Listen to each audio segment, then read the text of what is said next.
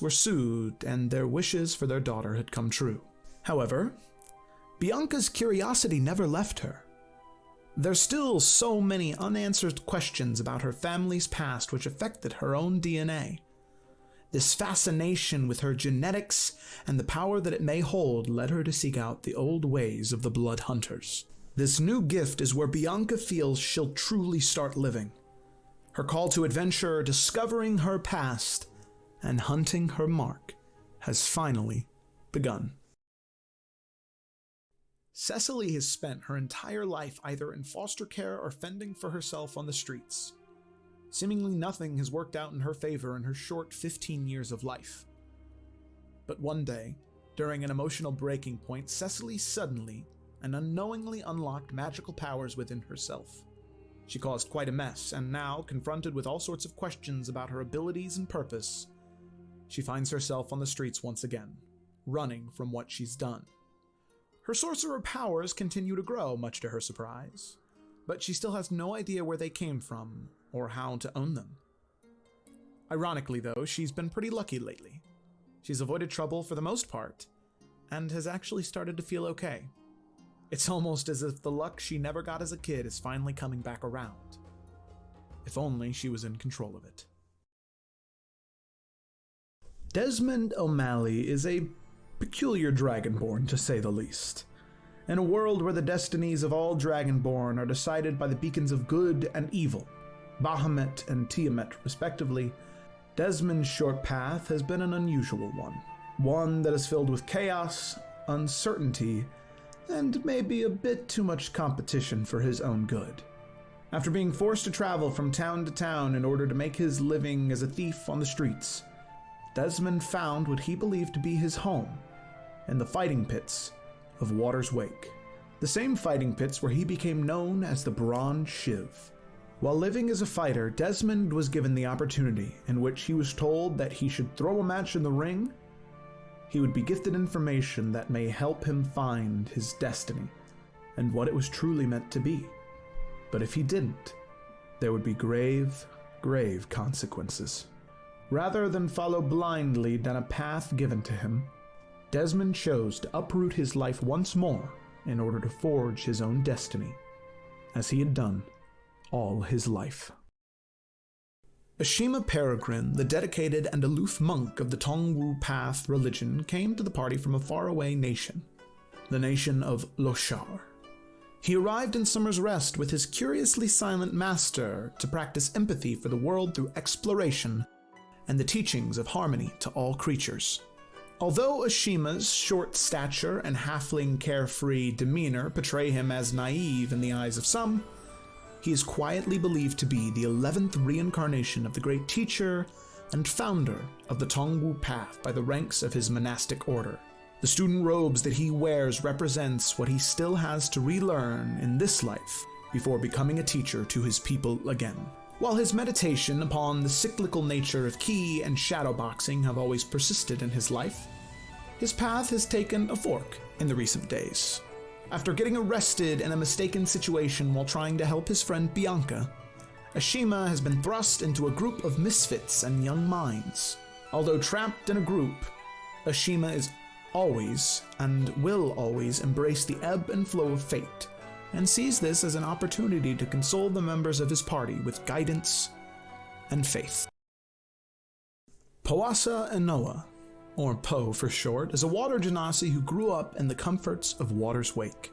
Po's father raised his son with tales of Inoa warriors in the way of the Inoa Forge.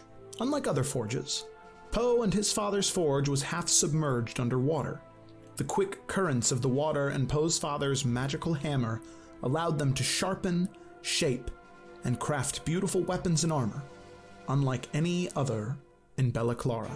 Po has not seen or experienced much beyond the forge in Water's Wake, which is very strange for a 17-year-old in Noah. He was raised knowing how to craft the perfect blades, not swing them. He was raised on fulfilling other adventurers' armor and weapons and needs, not equipping himself for his own adventures. Po was called to adventure after he unraveled a secret contract his sick father kept hidden from him. Po fled town in order to fulfill it and help his father and their forge, taking with him only his father's magical hammer and the journal. Though Poe finds himself unprepared for this adventure, unworthy of the Anoa name, and surrounded by hopeless companions, he's finding that his mission might actually lead him down a glorious adventure. And with every day that passes, he is called more and more to become the Anoa warrior he was destined to be. Bianca Dusong is a purple tiefling who became a blood hunter through nefarious means. She's always had a natural curiosity for the wide, sprawling world she's read so much about. Ever since she was little, she knew her differences from other kids held meaning. Her parents gave her answers, but they were very persistent about protecting her and giving her as normal of a life as possible. She had that normalcy for a while. Her studies in alchemy and her innate gift for botany led her to having a fairly successful business. Knowing this, her parents were soothed and their wishes for their daughter had come true. However, Bianca's curiosity never left her. There's still so many unanswered questions about her family's past which affected her own DNA. This fascination with her genetics and the power that it may hold led her to seek out the old ways of the Blood Hunters. This new gift is where Bianca feels she'll truly start living. Her call to adventure, discovering her past, and hunting her mark has finally begun. Cecily has spent her entire life either in foster care or fending for herself on the streets. Seemingly nothing has worked out in her favor in her short 15 years of life. But one day, during an emotional breaking point, Cecily suddenly and unknowingly unlocked magical powers within herself. She caused quite a mess, and now, confronted with all sorts of questions about her abilities and purpose, she finds herself on the streets once again, running from what she's done. Her sorcerer powers continue to grow, much to her surprise, but she still has no idea where they came from or how to own them. Ironically, though, she's been pretty lucky lately. She's avoided trouble for the most part, and has actually started to feel okay. It's almost as if the luck she never got as a kid is finally coming back around. If only she was in control of it. Desmond O'Malley is a peculiar Dragonborn, to say the least. In a world where the destinies of all Dragonborn are decided by the beacons of good and evil, Bahamut and Tiamat respectively, Desmond's short path has been an unusual one. One that is filled with chaos, uncertainty, and maybe a bit too much competition for his own good.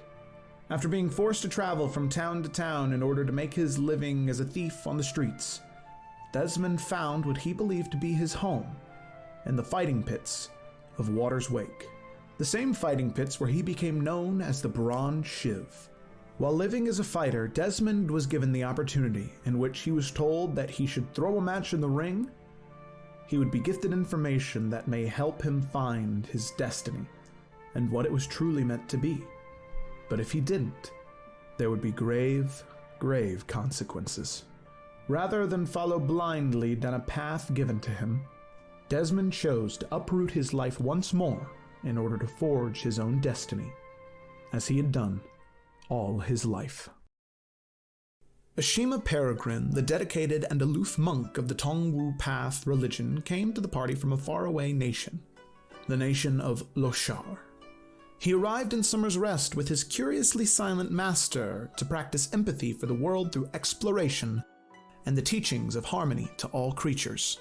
Although Ashima's short stature and halfling carefree demeanor portray him as naive in the eyes of some, he is quietly believed to be the 11th reincarnation of the great teacher and founder of the Tongwu Path by the ranks of his monastic order. The student robes that he wears represents what he still has to relearn in this life before becoming a teacher to his people again. While his meditation upon the cyclical nature of ki and shadowboxing have always persisted in his life.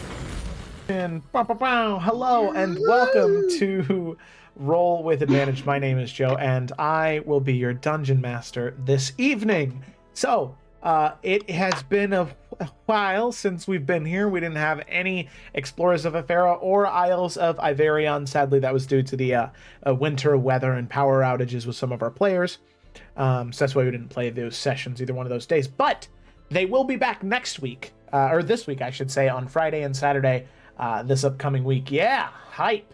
So look forward to those if you typically tune into the Explorers of Ephera or the Isles of Averion. But if you're here on 5:30 Central Standard Time on a Tuesday, you're here for the Salamander Coast. So Salamander Coast is who we have tonight, and very excited as they are about to delve into these dangerous ruins and see what secrets await them in these long forgotten caves. So before we get into that, I think that we should roll the intro, and I don't know if I had it last week when we played, but now I have the intro with Poe's new art. You'll be able to see it up on the slides coming up over there.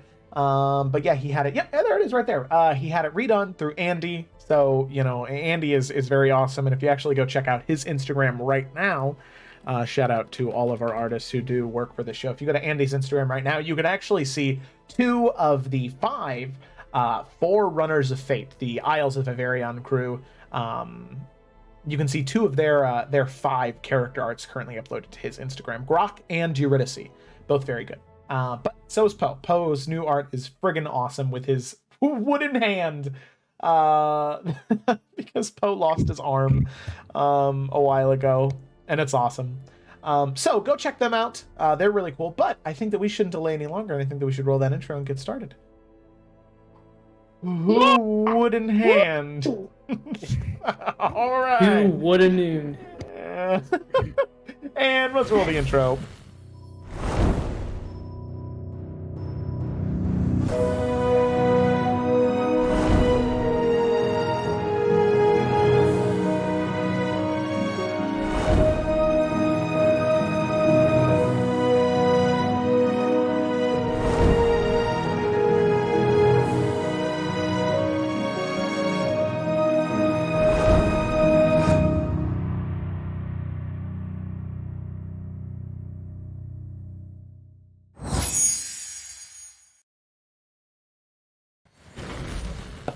And we are back. So with that, let's go ahead and dive right in to the adventures of the Salamander Coast and the adventures of the Runaways. So last we had left off our motley crew of adventurers. Please don't copy strike us. They had found themselves in the wilderness of Bella Clara, considered outlaws by the law. After some misunderstandings and threats and lies, the party found themselves as adversaries to the law, running away, shooting horses and killing the shit out of some horses. They, now on the run, needed to figure out what to do next. While being stranded in the woods, not really knowing where to go or what their next step was, the party was approached by members of the Brotherhood, the same group that had been the reason, the group that the guards claimed that they were a part of, saying that they were a part of that group, and now that group comes to them and asks them if they would be willing to camp with them and travel together, providing safety for one and other, and in return giving them a reward if they were able to get to their situation, their place, their end goal safely. The party agrees, not really having anything else to do, and it's the biggest lead they have. And after a while, they get to know these different companions, their leader being Alika, a Leonin fighter, massive in size and stature, and a very strong and brave leader. So, the 5 of you and Keothi move with the Brotherhood until eventually you get to the Echo of Coldover, a ruined keep. According to Keothi, was actually made, the buildings constructed by Goliaths. Which does cause some confusion for her and in turn all of you, as you've been going on this journey with her of confusion as to these keeps and these buildings that exist in Bella Clara with no sign of any Goliaths except for her. But As you make your way to the Echo of Coldober, you are given a choice that you can join the Brotherhood for your bravery, duty, and service of getting Alika and his companions here, or because you did that, Huntress Valeria, the leader of the Brotherhood, would be willing to set you up with her best rangers and send you back to wherever you wanted to go, making sure that you got there extra speedy and with little danger brought to you. Well, things, as soon as they were looking decent, took a sharp left turn into a very dark place, literally and metaphorically. As all of you went to sleep on your first night where you thought that you could finally sleep in a bed in warmth, you were visited by a nightmare, for sure, but it was odd being reached out to by Daku, the cultist of the Dark One, who all of you originally met back in your jail time in Summer's Rest, telling you that he'd love to see you again, and that he is in the place where you were probably told not to go. The ruins of the Echo of Coldober, the ruins underneath the buildings and structures that you're currently standing atop. You wake up that next morning and you inform Keothi, figuring that honesty is better than anything, and her normal doofy lifestyle and attitude changes. She goes from flustering and smiling to laconic and stoic. She speaks with very few words, and the words that she does speak have purpose to them. Odd to see her that way, but you deal with it as you go to Huntress Valeria. You inform her as to what you'd like to do, and she says that if you really feel as though you need to, she will allow you to travel there. And she'll even do what she can to get you allies to take down there with you, knowing that that area is dangerous. So you all head to sleep, ready to attack whatever beast may lay in wait when you wake up. And as you return to Huntress Valeria that next morning, you are confronted by bittersweet knowledge. Sweet because at first you think that not Alika, as he has a more commanding presence in the Brotherhood, but the 5 companions he was traveling with would be coming down to those depths with you. However, that didn't seem to be the case. As soon as words had been said, bonds had been forged, pledges made, a messenger stormed into the room, almost breaking down the door with intensity, claiming and yelling that there was some type of heist in the city-state, the massive, sprawling city-state of Bromsgrove. Someone had stolen something. They had heisted something away from that city, and now, in an act of war, the nation of Bella Clara is marching their soldiers out and away to Bromsgrove to attack that city and re-assimilate it back into the nation of Bella Clara. However, because of that, and thinking that it was in the best interest of the Brotherhood, Huntress Valeria withdrew those 5 who were going to go with you, knowing that they needed to go elsewhere if it was to help the Brotherhood's cause. So that left the 5 of you, Keothi, and one other to descend down into these depths. Luthien, a dark elf paladin of Elistreyi, the counterpart to the drow demon goddess Loth, the queen of spiders, her counterpart symbolizing moonlight and what light and beauty there can be in darkness. And it seems as though he is more set on helping the 5 of you and Keothi make your way through these depths than he is in helping the Brotherhood. But before you can ask any more questions, the 7 of you total begin to descend down that cave system, down a ravine, making your way into the depths of the Echo of Coldober, the ruinous cave systems that still exist. So, go and pull everybody to the scene. So, as all of you land and you begin to make your way deeper into the depths, eventually, Cecily, you do cast those 4 dancing lights as those 4 light blue globules appear and begin to move and shake around the room. Some light is given to all of you. So, with that, the dancing light surrounding you, some amount of light restored to this large room. The 7 of you sit down there. I ask you, what would you like to do? Let me just scroll over here, get a good look at this little room. It's not too much yet. Right. Can we look around the room and see if there's any, like, stuff left behind or clues of what we're dealing with or shit on the walls?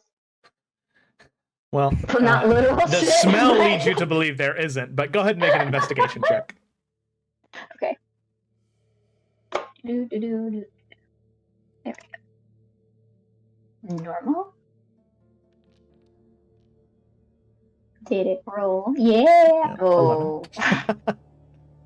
Off to a great start. Okay, so at 11, as you are investigating and looking around the room, tracing your fingers along the stone, looking at what seems to be snow on the ground from what has flooded in from the broken ravine above you, and the one pillar that seems to have broken and shifted and slid halfway across the room, you don't see too much. The room seems to be rather bland and plain in terms of structure and form, at least in comparison to what you've seen so far. Nothing in this room seems out of the ordinary, at least with an 11. All of it looks the same type of structure and make as the rest of the Goliath structures above the ground. Just seems to be a little bit of a different style to support being underground. That's really all you notice with that. Yeah. All right. Also, I see Maggie has a cute little token. Yes, Maggie has the cutest little token, which I believe I need to give Cameron permission to edit, actually. Bigger permissions. I just saw that. That's fucking adorable. All right, there you go. Cameron, you can now move Maggie, or you should be able to. Sweet. Can you test that for me real quick, just to make sure? I would like to start moving the dancing lights around a little bit as well, but it says my game is paused. Oh, there it goes. Never mind. Yeah. My game is... Ooh, it's funny. The dancing lights have my stats when I hover over them. These dancing lights have 26 points. Yeah, they're beefy dancing lights. They're will-o-wisps. Practically, right, yeah. well, I will move my 4 dancing lights here. And keep them there. And if anybody wants extra light where they are, I can move one. But I'm just going to kind of keep them a little bit ahead of us throughout the cave. Okay. As much as I... Okay, all right. By the way, just so you're aware, Felicity, you're going to be the camera operator for the viewers at home. Oh, okay. So wherever you go, that's where the camera's going to be following. Okay. All right, viewers, what do you want to see? Right. So you got viewers play. Twitch plays Dungeons and Dragons. Oh god, Twitch. How do you want to DM about 7,000 people? If they're all controlling one PC, I think that would be hilarious. They play as Keothi. Okay. So, you move the dancing lights up there, and really, because this works the way that it does, really your vision goes about to where your character can see on the map. So you can just start to see a slight decline. What looks to be some type of cobbled stone steps heading down.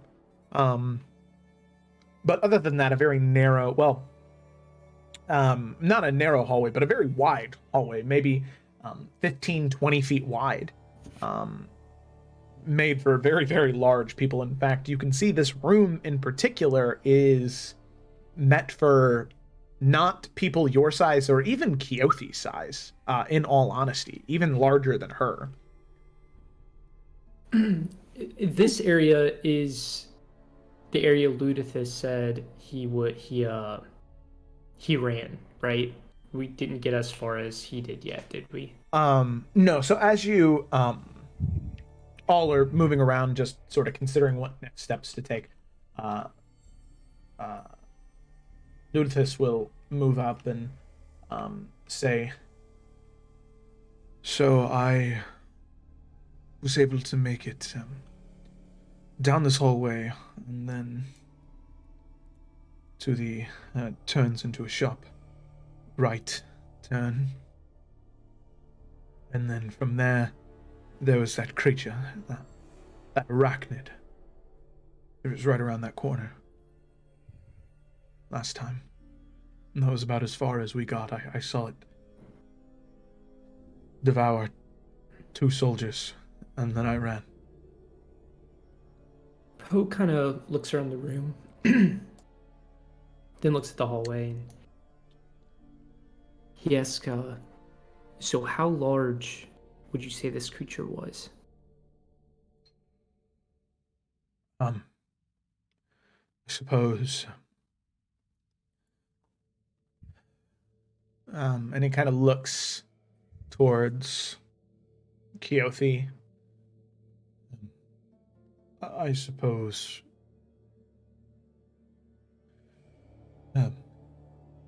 About as tall as she is, but wider, longer. Maybe 10, 12 feet long. Maybe 7, 8 feet tall. The body of an arachnid, those glowing eyes. 6 of them. Was there only one path, or were there other tunnels you could have gone down? If I recall correctly, there was one going to the left after that. And then there was one going straight. But aside from that, I'm not sure. I know that this turn up here, right down the hall, that's the only way through. Most of the old remnants of whatever this place was, over many years ago, have been collapsed and destroyed.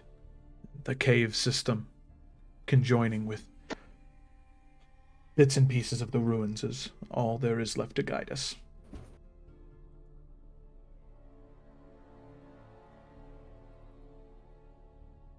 Well, guess we need to make it to the next check mark then, and go from there. I guess Little reason to believe the spider is still there, but we should prepare as if we were certain it was. that's one thing I was kind of worried about, actually.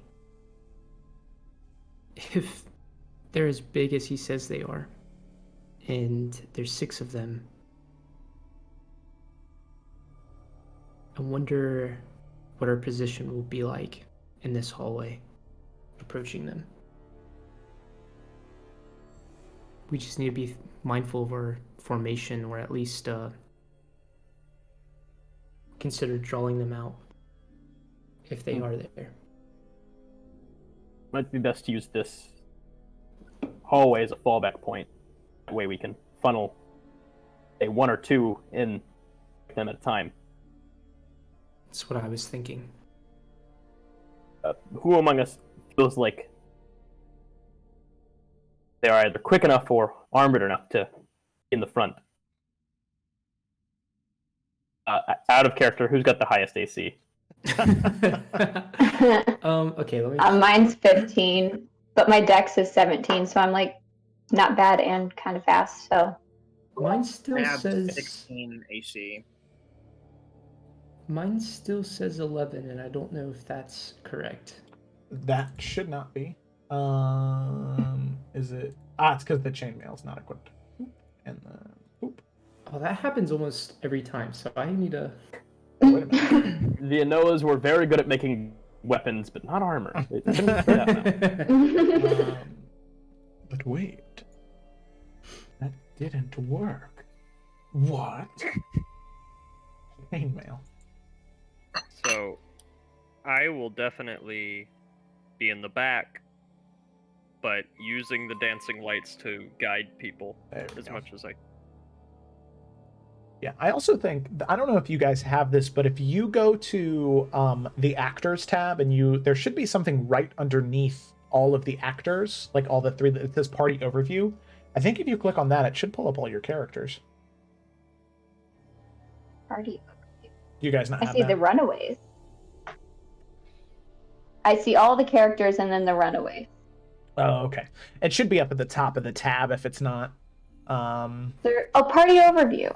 Yeah, you should be I able to can click click on on that. Oh yeah, it looks like you can't click on it, but you can just click on that. Yeah. Yeah. Wait, And then- where is this again? Sorry. So So the it's- actors tab. Sorry, Joe, Oh. you're the DM. Go for I was it. just gonna say, Okay, the actors tab. go to the actors tab, and then right beneath the button that you clicked on to go to the actors directory, it's right underneath it. It says party. Party Overview. overview. I see. You can click on that. And you can see everybody's AC, hit points. You can see everybody's Oh, wealth if you really dang, want to. nice. Yeah, you guys have 1,114 gold total. Holy crap! Nice. Yeah. Loaded. All right, so it looks like Poe, Keothi, Desmond, and those are the top 3. It looks like. Then it's a Shima. My AC is actually 18. Oh dang! Wow. Yeah, not like again, just because it has trouble importing the monk stuff, Yeah. armored. Just yeah, it. But yeah, I have 18.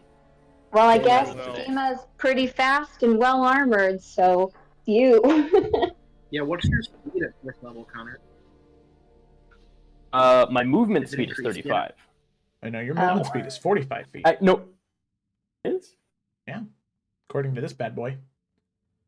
Unarmored movement I? at 3rd level. Oh yeah, it should be 35. Oh, that's weird. Because I'm a halfling. Oh, I see what it did. It's correct on. I have D&D Beyond pulled up in another tab, and it's good on there. So I see what it did. There you go. Now it's right. yeah, thank you. Yeah. Yeah, I guess Ashim will step forth and say, if they are this large, then I imagine they'll have a lot of trouble with a smaller target. I volunteer to head the charge. I will not argue.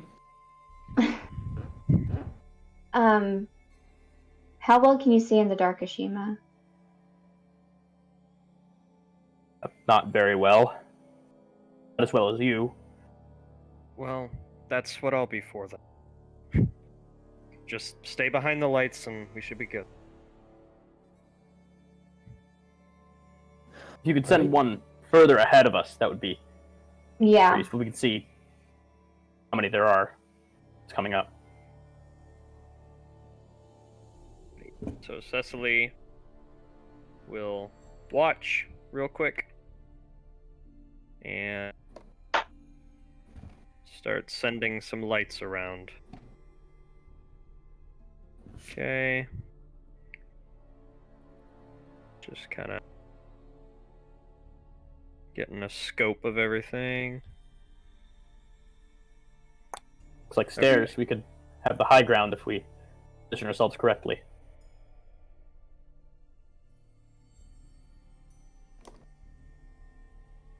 Alright.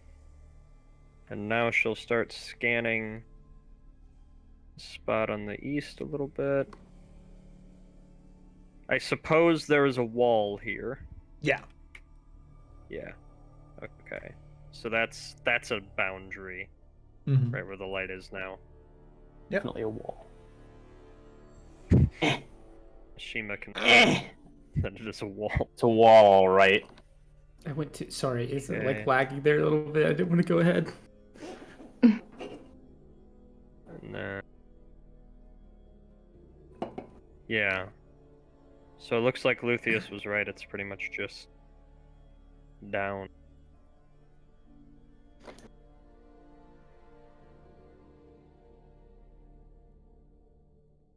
So Washima in the Okay, front, who wants to be next? I can go next. I will be up front as well. If anything else, I can heal those who suffer damages.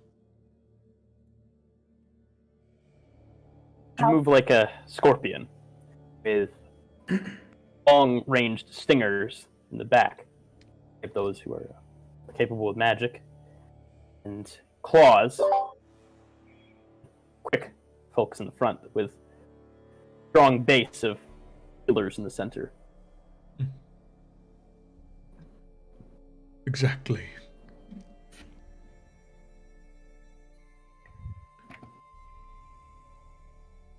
Okay, I then. will stay in the back as well. Luthien says, While I am skilled in up-close martial fighting, I much more thrive in the realm of ranged combat.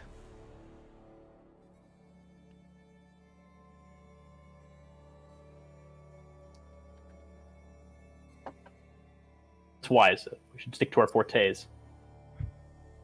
You good in the back, Desmond? Yeah, sorry, I just have a little freaked out right now, but yeah, I'm prefer to be back here anyway. I did want to mention though that the person who showed me how to do the thing where he made the animal thing, like what I did with Maggie, I can try to send her ahead to look around, and I can like see through her eyes or something like that he mentioned, but I don't really know how it works. If we'd be interested in that. That might be nice to know what all's in the next room. Do skunks have dark vision? I doubt it. I think we talked about just using like the stats of like a weasel, I think. Did you change? Oh wait, no, I don't think so. yeah, it would just be a badger. Badger. Yeah. Because that's what she is right now. Is there a dark limit vision, on that 30 power? feet. Nice. How many? Can you use it like it's once per day, or is it? No, I think it's at any time. I just lose my own senses. Oh, all of my spells other than Mage Hand are no longer popping up. That's funny. I don't know. Doing that seems kind of senseless for you. It'd be good to get scouting out. Anyways, I'm done. I know that'd be good. Yeah, it's not. My spells aren't popping up for some reason. Just Mage Hand. Yeah, I don't know. It must have just been something with D&D Beyond here. I can add them real quick again.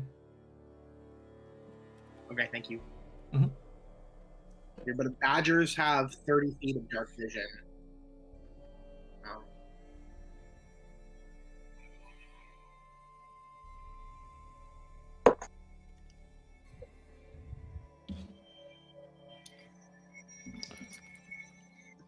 Okay. So is that what you want to do? Use her to scout ahead? Yeah, so as an action, you can. Sorry, let me just read this. While your familiar is 100 feet within you, you can communicate with it telepathically. Additionally, as an action, you can see through your familiar's eyes and hear what it hears. See what its eyes, hear what it hears until the start of your next turn, gaining the benefits of any special senses that the familiar has. It doesn't say that there's any number of time that I can... Nope. Yep, it's just something you can do with Find Familiar. Okay. So, Yes. So yeah, I'll temporarily, I'm going to walk up to Bianca. I think I'm behind her anyway. And I will ask her to hold me or to guide me if we start walking, because I'm not going to be able to hear or see anything. I can do that. Ahead and send Maggie through. Okay. How far up do we want her to go? Go as far as you want to go. Yeah, the more information, the Yeah. better. And I'll keep the lights behind her so she's not lit up. Okay. As long as we're doing it this way. There goes the Yeah, little I have 30 feet. Bye, Maggie. Bye, Maggie. So I'm gonna ask She her just to be disappeared quiet into as the she darkness. Okay. So as The she's brave And I'm little just gonna. You want me to make a stealth check for her or something? Yeah, that's just what I was about to say. So as she's moving along through the wide, about 20-foot corridors, you can see that bits and pieces of the stone have sort of crumpled off the walls, fallen through. Parts of the stone corridors shift to just dirt and snow and ice, along with patches of snow and ice all along the ground. So with that, go ahead and make a stealth check for her. Also, anytime that she passes over any of these patches of the white snow and ice right there, that is difficult terrain for her, but that's just something that you notice as you're making your way across. If she doesn't have a stealth check, it would just be dexterity. Okay, sounds good. Yeah. And her dex is badgers are +0, so she'll just be a straight roll.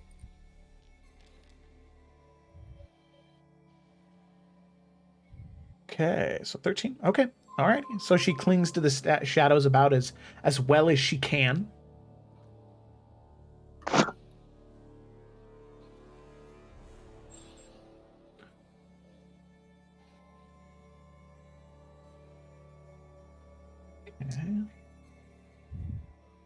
All right. Well, why don't she stop moving with my arrow?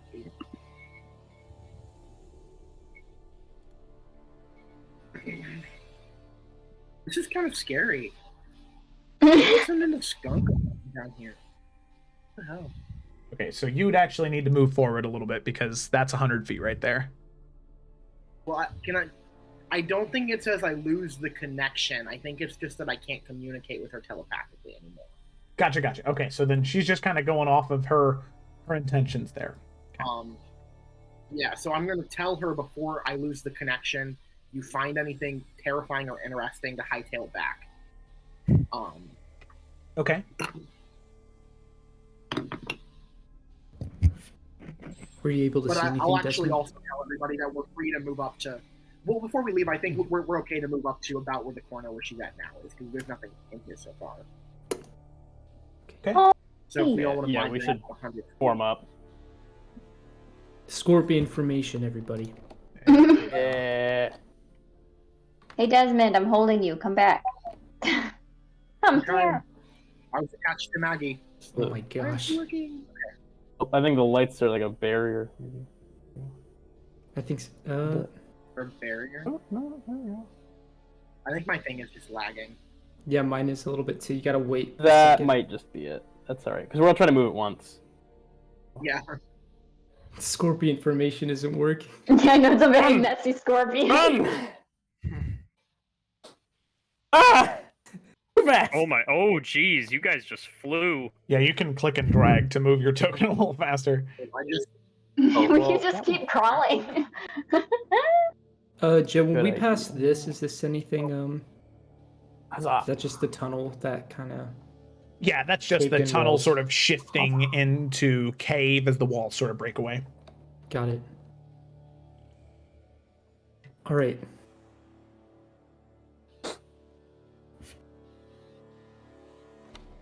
Okay, are you guys keeping moving there, or are you? Should we I keep going or No, stay? I was going to say we should probably stop, Cicely, with you want to move the lights ahead. Yeah, y'all are. I have to move 5 tokens. So Yeah. I need a minute here. But okay, I got all of them to this corner. So if we all just want to hunker down in this corner for a second while we wait for whatever Maggie finds.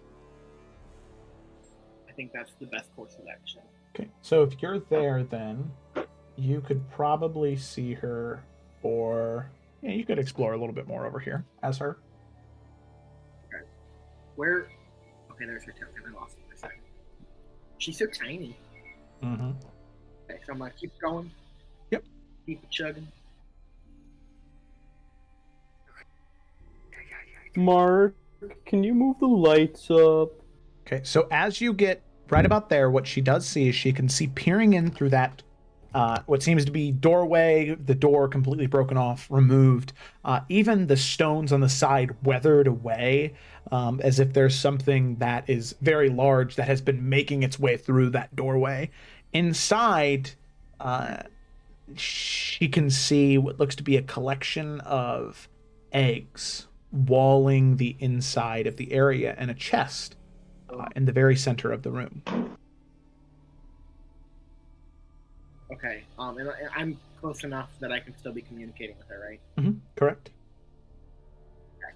I'm going to, holding on to Bianca still, I'm going to say, okay, so she's found a small room, kind of, the door's been broken and it looks like there's, eggs, I think, all around the side, and a chest in the center of it. There's also another corridor to the left, it looks like.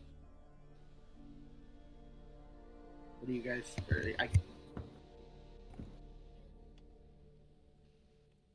Ew. If you're talking, I can't hear you, by the way. Well...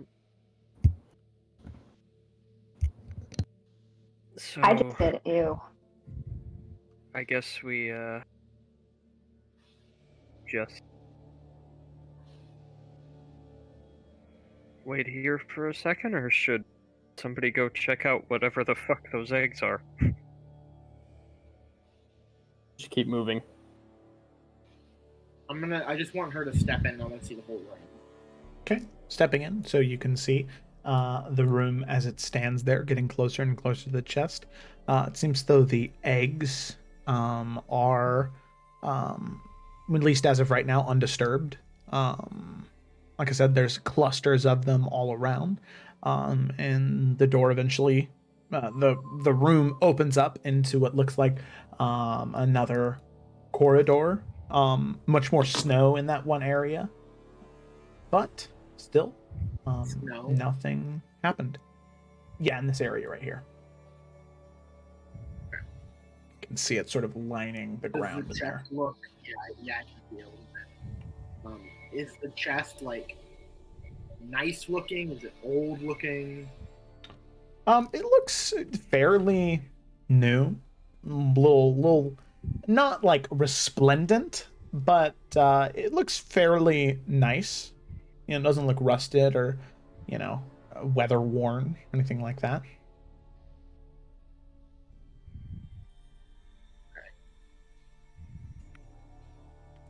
So I'm going to momentarily snap back into my own senses and ask him to have Maggie retreat back just a couple of steps. So it looked like there was another room past this one. But other than that, just the eggs and the chest in there. Keothi, do you, with what Ludithus said about these spiders, have you heard anything about them, or do you think these eggs will... My first instinct is to believe that the eggs are harmful, but I'm afraid that when it comes to most things that may be in these caves, my knowledge is no greater than yours. Got it.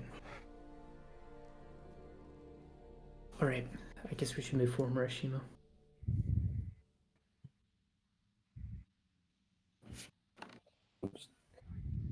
Trudge along. I can't see.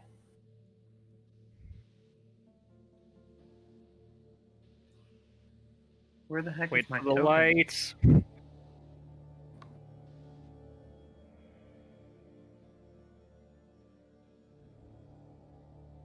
There. Thank Is you. there anything to in this whoever corner moved up here? with you, Joe.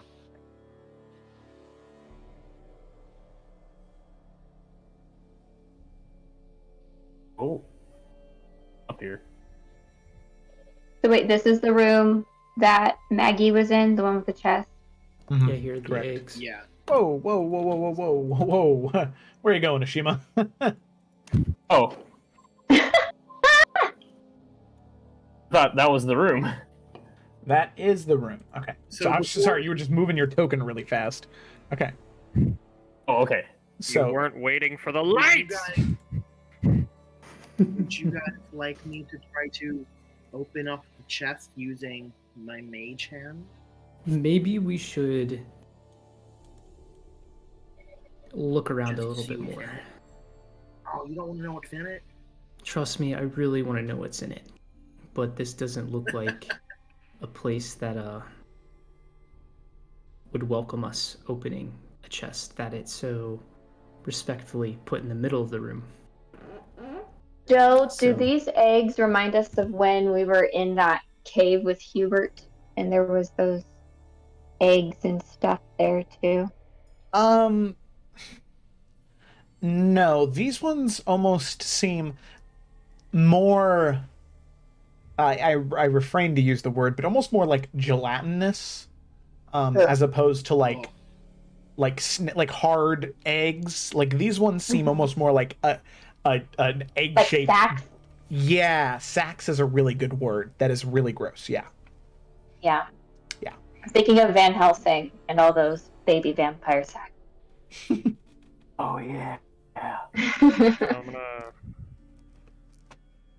move the dancing light around, get a sweep of the room, clear our corners. Okay. There might be something in the upper left corner.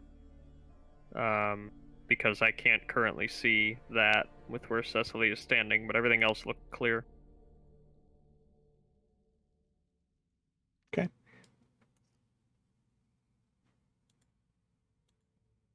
Pointing to the path to the left, so ask, did you see what was down there?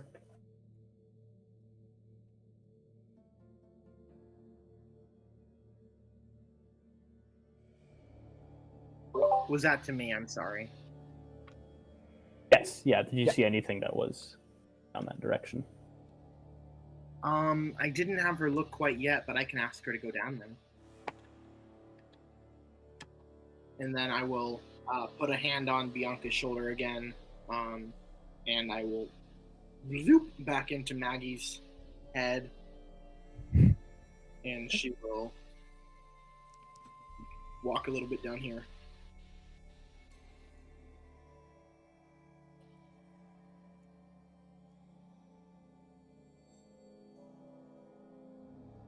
Looks like there's another fork in the road.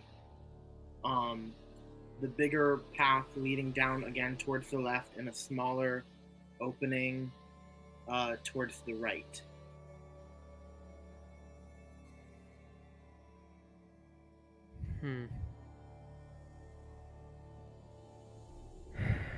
So, nothing that's gonna kill us. At least not now. Do I spy a little thing at the end of this room? Just another opening here. Yeah, right here. Yeah, that seems to be another doorway where there was at once something on hinges, but now due to the constant entering and exiting of something, it has just been worn away, almost like erosion, like as if like a river was passing through here, but something has just been moving through this area so much that it's sort of worn away at the door frame and structure. On the door frame of the one that we're standing at right now, is there any like scales or hair or fur or claws, like, because it's like worn away? Is there anything like to let us know maybe what it is that's wearing it away? Make an investigation check for me. Please be better than a 5. Bianca being all smart and shit. Trying to. I'm not gonna lie, I don't have to roll investigation. Oh man. Okay. So Bianca, as you're looking at the edges of the door frame, you kind of have to squeeze past Poe here, sort of trading places with him. Trading places with Poe. Looking at the door frame, you try your best to get a good look at it, and you think that you might see something sort of around the corner a little bit, as if there was maybe some tuft of maybe fur, some cluster of something, but you would have to sort of curl in the room to reach it. Ooh.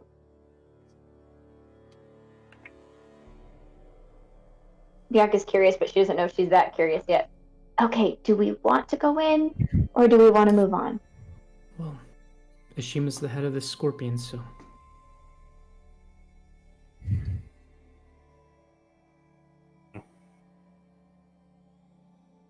I fear that whatever eroded away that door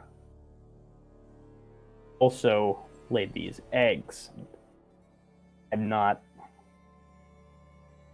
a person by nature, but got a bad feeling about this room.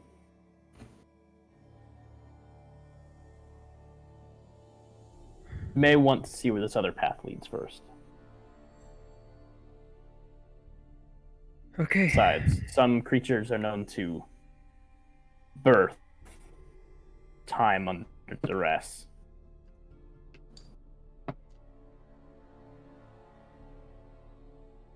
Alrighty. Sounds good to me. We move on. So the game is on, okay, never mind, it's not anymore. Maybe. Some of that. As long as everyone's in agreement. If anybody wants to actually like go down this area here. Correct.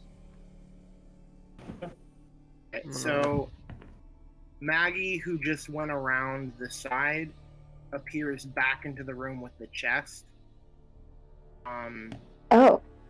Trying to stay away from everything as much as I can.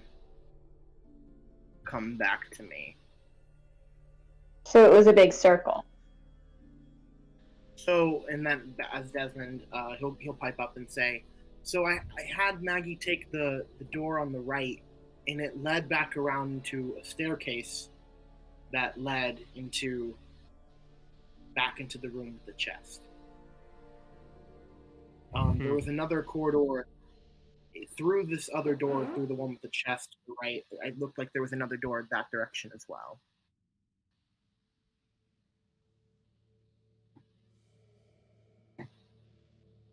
So it looks like our options right now are continuing to the left and up, or going through the room with the chest into the right. If I could suggest, perhaps we should go around. This seems to be whatever this thing is, his nest, and I'd rather not trudge through it. Sounds good to me. I'm gonna move towards this little dude here. Path. That's what they call those. Yeah.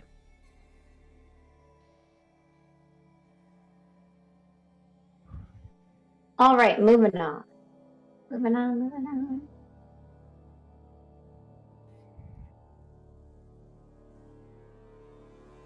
I will not get overexcited this time. Slower.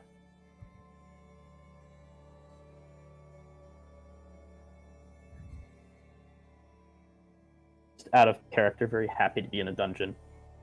We've Yeah, done this it's in a while. fun. Okay, so are you guys moving up north, or are you heading east? Northeast, yeah. So Oh, east to just the leads down into that room, right? is that what Desmond Yeah, said? he That's said that's where the what staircase goes Maggie. down. So yeah. Okay. Well, there was But also she's a skunk, and skunks are liars. Well, there is also a path heading sorry, south connected to that room. I just wanted to make sure that you guys didn't miss that. Oh, I did miss that. You're right.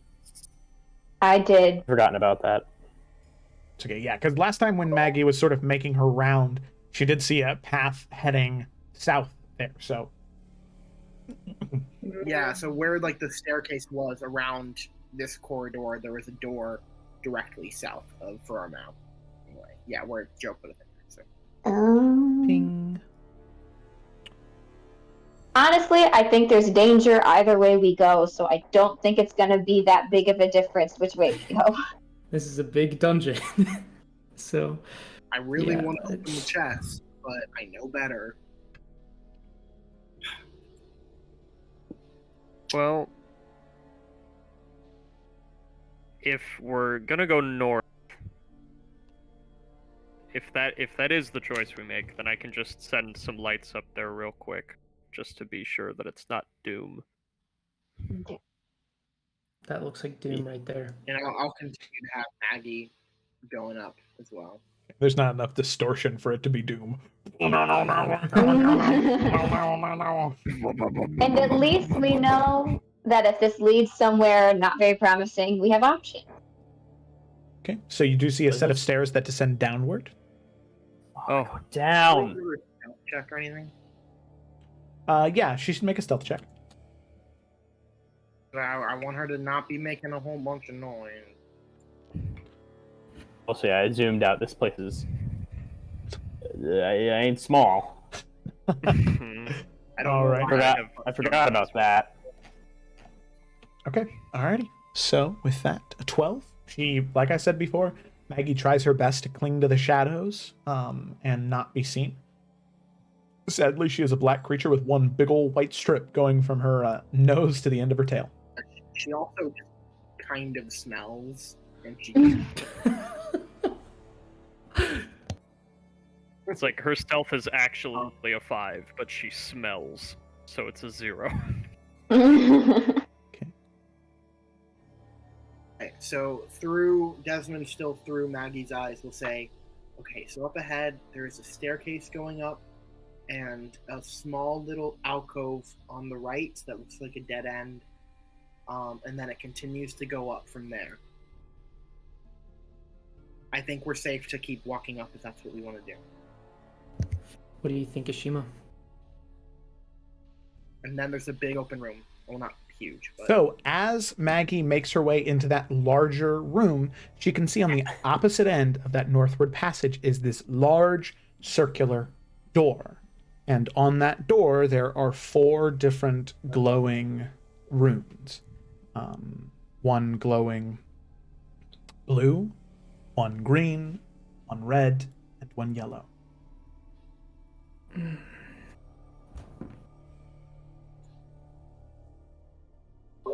So, oh, wait, hold on, guys. Sorry. There's a room up ahead with this huge door. It looks like a door and has these runes, I guess, on it. I don't see anything else in there, but just the door. I think we should go check Runes it out. I'll snap back into my own body. I agree. Runes, Down even if means we we're getting closer, don't right? understand them, might tell us a lot. Right. Right. Scorpion onward. Huzzah! And then for Alrighty then. ease of transportation, I'm gonna go ahead and move all of you at once. Thank you. Yay! We That might just appreciate be best. Dang, and we kept this formation Oh, too. sweet. Thank you, And we're Joe. taking a light. There we go. That's ideal. And then Is there... I was just about to ask about... Cool. And then Keothi and Luthien will also be coming. Oh shoot, this is something that I already had set up for her. But Keothi does have a torch if anybody wanted her to light it for a little bit more vision. Oh, that's good to know. I think for we now should- we're good. Yeah, Right. you might want to save it. But it's good to know. I think Yeah, turn Bianca that still off. has a bunch of torches too from when we were traveling, so she doesn't need them. But if someone needs a torch, we got some. Okay. As I think I have. Okay, I'll give it to you. It's dark. Okay. Oh yeah, I have 5 torches, so there, 1 torch. Do the glowing runes? Do they look familiar at all? What languages do you know? I know Ooh. Lemon, Infernal, and Undercommon. Okay. Oh wait, actually, I think there's a way that I can check the party overview to see if. Yeah, I think we're all gonna take a stab at it. Okay. Yes. So the only person who would be able to read it, surprise, surprise, is Keothi. Yeah. As everybody except Maggie knows Common. Fair. And well, that's fun. But Keothi does approach, and they are in Giant. And there are the 4 runes. She approaches and she says, "These are 3 of these I know clearly. The runic symbols for the 3 clans. One for Anakalathai, my own, one for Shaikar, the warriors, and then Katha Olavai, the shamans. This other one here, this green one, it is... Well, I do not know. The word translates to protector or wanderer, as that is seen as something that those who leave the Hearthstone, that if they leave to wander, they are sworn to protect those who they come across in their journeys. But, to my knowledge, that is not a clan in of its own. It is a group of, well, wanderers who do not like the way that life is lived in the Hearthstone.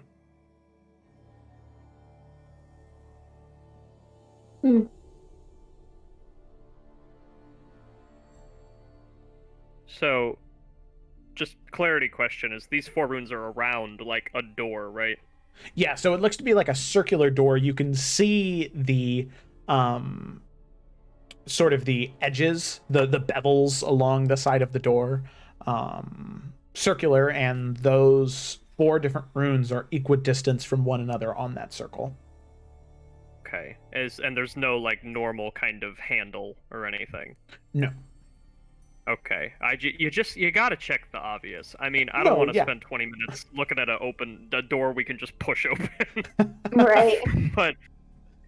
But okay. So as long as there's no obvious push or pull mechanism, then I think it's rune time.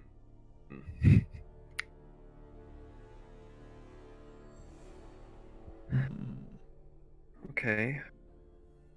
Well, how does this work? Do you have to move them or spin something or what? Well, Jyoti kind of looks around. Um, 22, but she looks around and says, well, the room doesn't have any, and she sort of traces her hand along the wall, sort of pushing on any stones or trying to pull any stones that seem to be jutting out from the wall or don't exactly blend in. And she traces her hand along the door and tries to push it and tries to do what she can to grab and pull, but she just sort of walks away stumped and looks down towards you, Cecily, and says, well, I do not know. I could always, and this might be a long shot, but I could always speak the word that is what the clans represent. My own being scribes, warriors, and then shamans, and then wanderer, but don't know if that will do much. I mean, it's worth a shot. If that doesn't work, we just move on to the next thing. I would agree with that. It couldn't hurt at all. Very well. Let's see.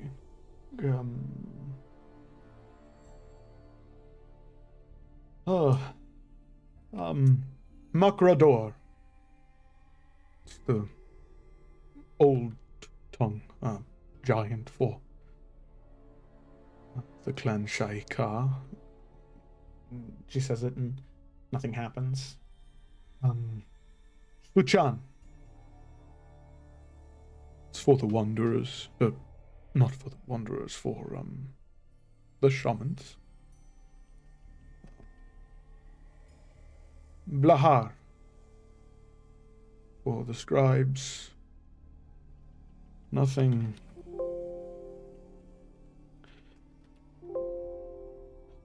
Pastine. For the protectors. Nothing.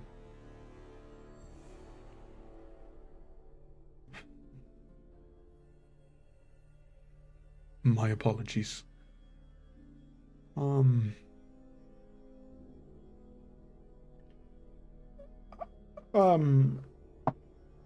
I did.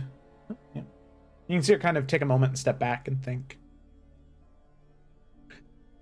You know, now that I think of it, I never got to see them because I was not a high enough ranking member of the clans.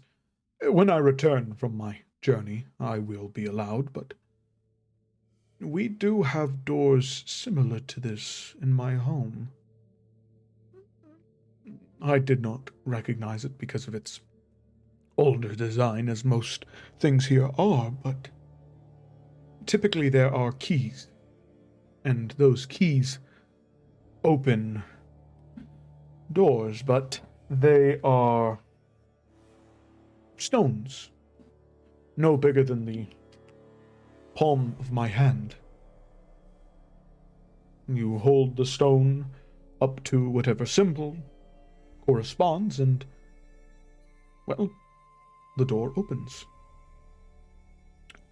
What is interesting, though, is that typically those stones are carried by the 3 most powerful clans, leaders of the clans in the Hearthstone, and there are only 3 symbols there, not 4.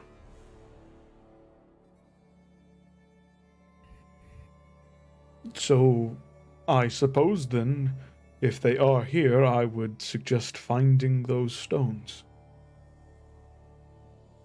I wonder if that's in one of them's in one of those chests. I have a feeling you're right. We should explore a little further before we open one. I get the feeling that this cave is like an organism. once one part of it realizes this, we are here, the whole realize we're here. Yes. Oh, yes. Okay. So with that, all of you make your way back up there. You're moving, I'm moving you. Yeah. Thank you. Mark? Yes, we appreciate it. Very good with this. Oh no, Did we leave Cecily! Mark behind? Cecily's in the dark! No! She's alone in the dark. That's a different game. No. Okay. Alright, we're good. Do I have my 4 light? I see 3. Oh, sorry, one of them is Well- behind one of the walls. Oh, okay. Alright, there we go. There you Boom. go. Alright. Lights. Searching. That appears to be a small thing. This is probably what Desmond was talking about over here. Yep. Exploring, exploring, exploring. Well, then, do we want to take that south route and see if we find more chests? Or do we want to just go open this chest and give it a go? Well, if I was we thinking want we might to... want to. I was thinking we might want to explore the rest of it first, and then, because I think it's on the way back to that door. So, like, let's say we open that chest and like a bunch of evil monsters, nightmare fuel comes out of the walls and our fingernails. I don't know. We'll be able to just book it for that door. That's fair. Right then. Cecily is gonna do a movement then, and scout a little bit more, just to be sure. And according to Maggie's searches, this place should be clear and mostly just a path back to the chest room and then that south path. So, Bianca's gonna go with you because splitting up is bad. Yeah, oh, likewise. yeah, absolutely. Yeah. Just want to be able to see everything here. Yeah. Okay. The edge of that. What's that thing? And I will sling a light over here.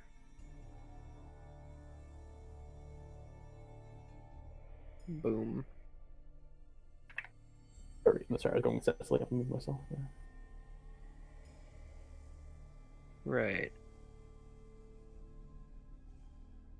Oh, there's the stuff. Right. Ah, there's the door. So that all just leads back. I guess And those then- must be braziers up there. Yeah. So, Bianca, as you get right there, making your way Okay. up the stairs, and you look off southward, you see something that Desmond never told you he saw. He said that he saw a southward passage heading down. What you see instead is that there was a doorway there, probably. But now all you can see is a cluster of thick webbing that has blocked off the exit.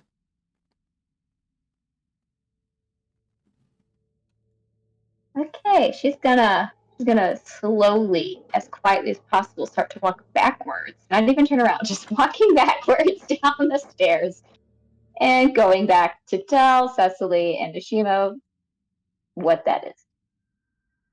Kind of quietly. Okay. Slowly, quietly. Make your way back to Oh, Cecily and Ashima. yeah, so that south passage that's been talked about, it's completely full of spiderweb. But completely Was it full of covered. webs when I saw it? No, there were no webs when you saw it.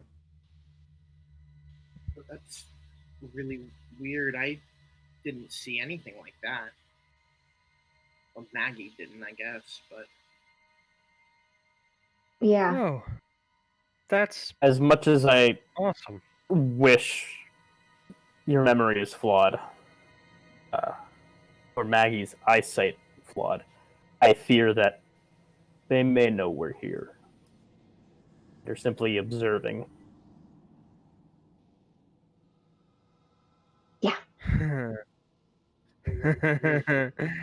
Okay. Um. They call them. They'll choose their moment. We'll choose ours as well. I mean, should we try and get through the webbing or just go get the chest first? Because I feel like either way, we're going to end up making a announcement that we're here. Like, there's no subtle way of climbing through that spider web. If there is one of the rune stones in the chest, we could at least see if Keothi's theory is right before we start diving headfirst into danger. So, how we take these stairs? Maybe. Well, no. I'm just thinking we could each be on other sides of the room in case anything comes from any direction before one of us opens the chest. Yeah, That's a very good idea. half of us could stay Brilliant, over in here fact. by the stairs, and the other half can go in through the other entrance and get the chest. That's fine. Okay. Desmond, you know I hate relying on you for anything, but as long as I've got lights, you're gonna have to do the mage hand thing. he kind of gives a smile to that and a nod. I'll do my best. And you know my best is better than yours, so. Okay. Mm-hmm.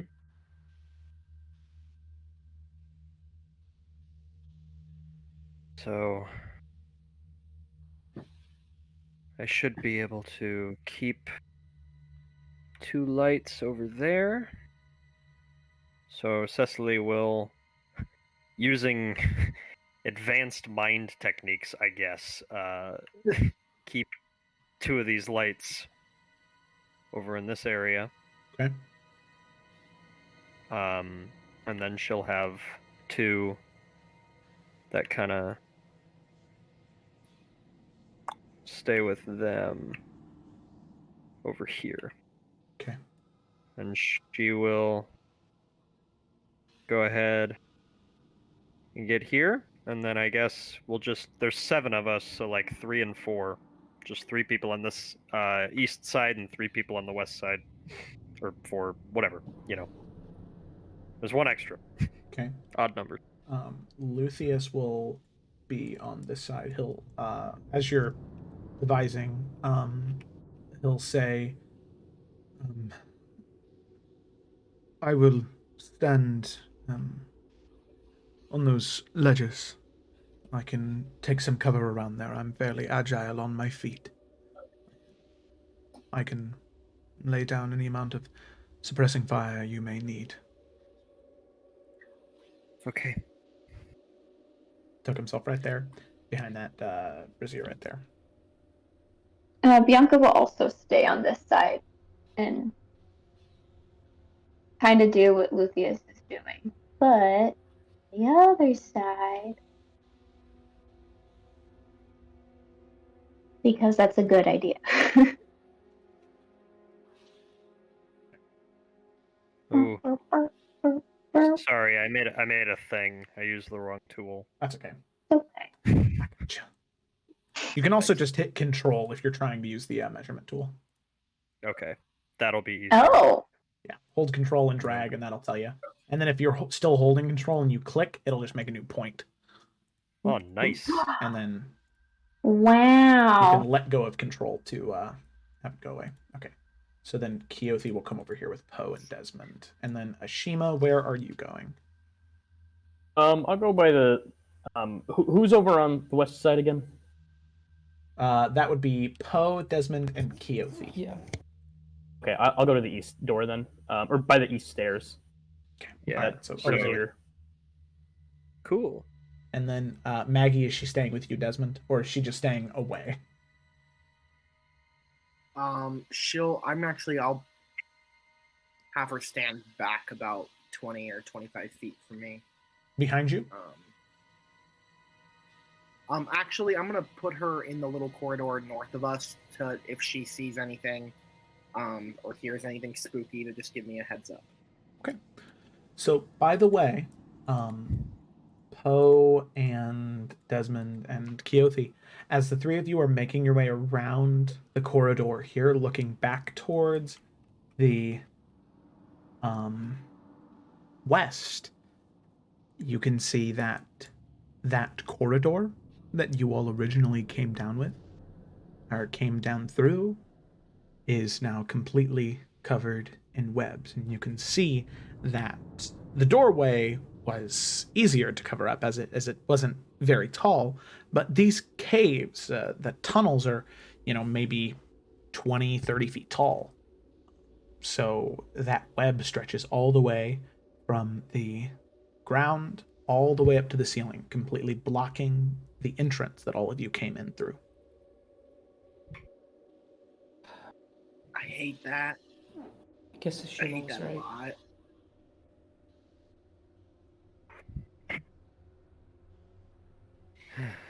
Well, there's no going back now, and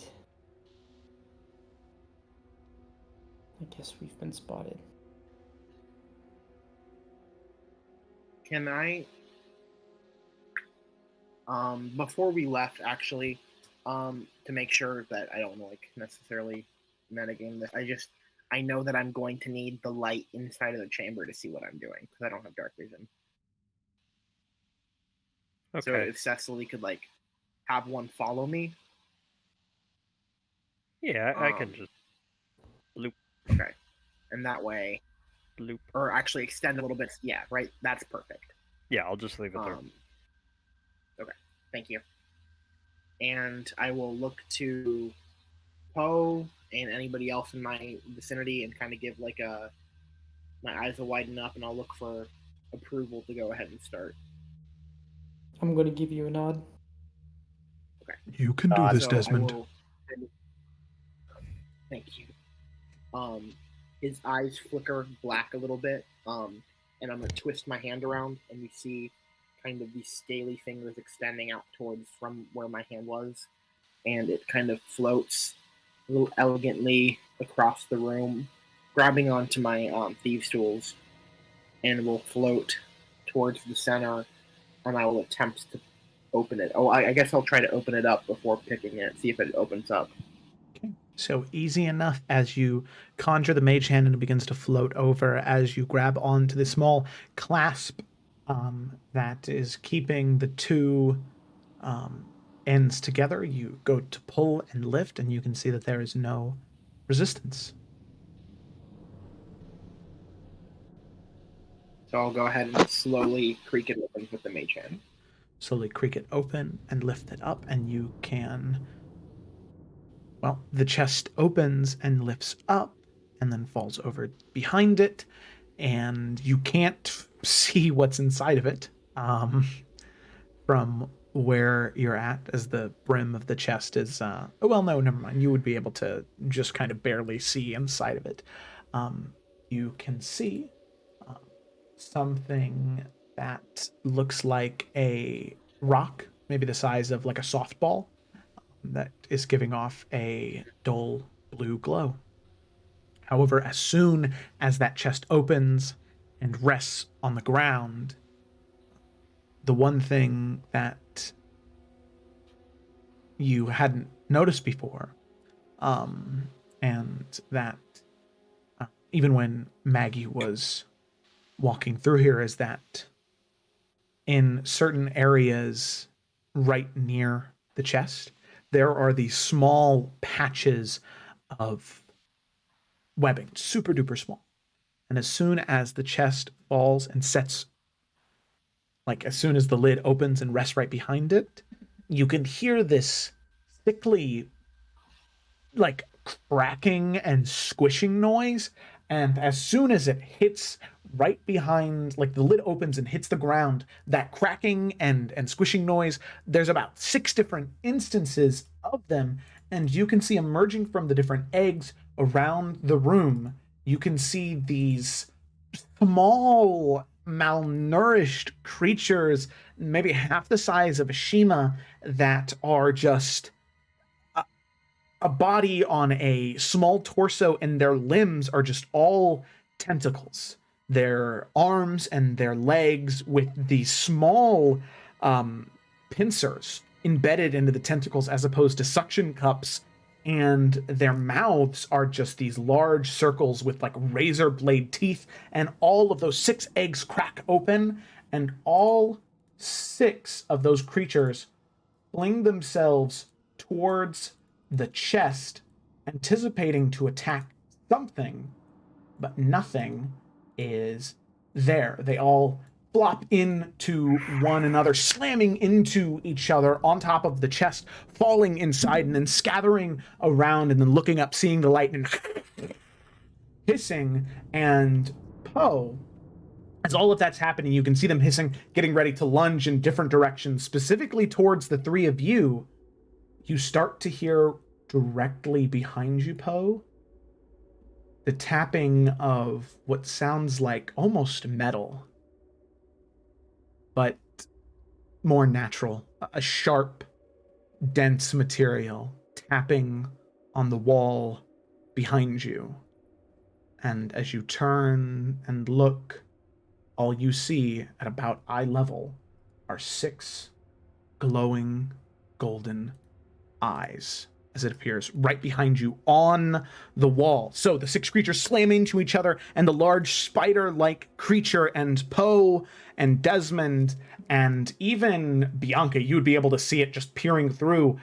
Cecily and Ashima probably wouldn't be able to see it, but those of you that can see it recognize this creature. This is the same thing that individual that you had tied up to that mushroom all those days, all those months ago. It was the same thing that Daku turned that man into. It's grown larger and fatter and more developed in certain areas, but it is still the same creature. So as it descends down, ready to lunge out and attack, I would like all of you to go ahead and roll some initiative. I'm disgusted and terrified and really excited all at the same time, Joe. Thanks. I am also all of those things. What is the other for? Oh, yeah. Sorry, they're still combined. I just need to spread them out. Our initiative is, well, there's a good one.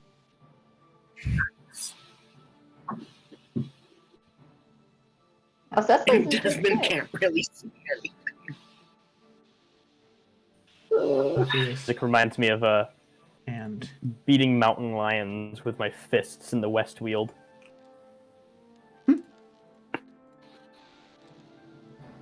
okay, so go ahead and pop this bad boy out. Oh, there we go. That's what we wanted to do.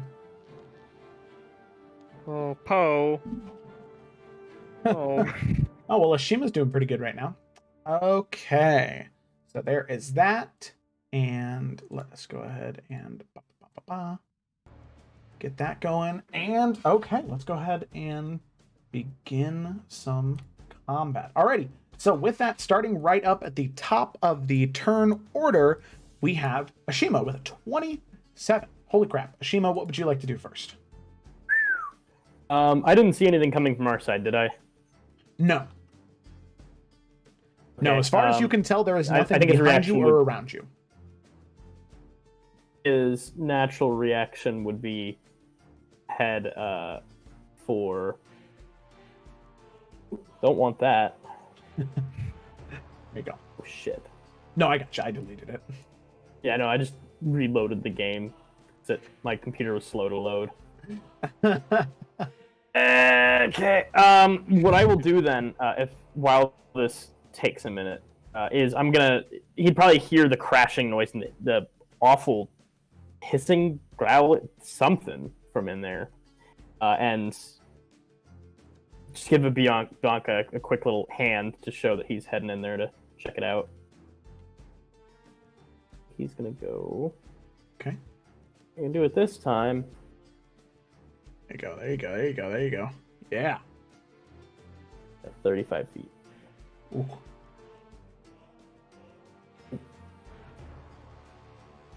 Oh.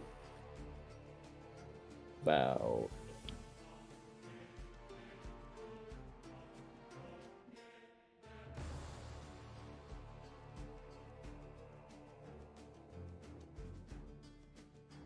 That spot.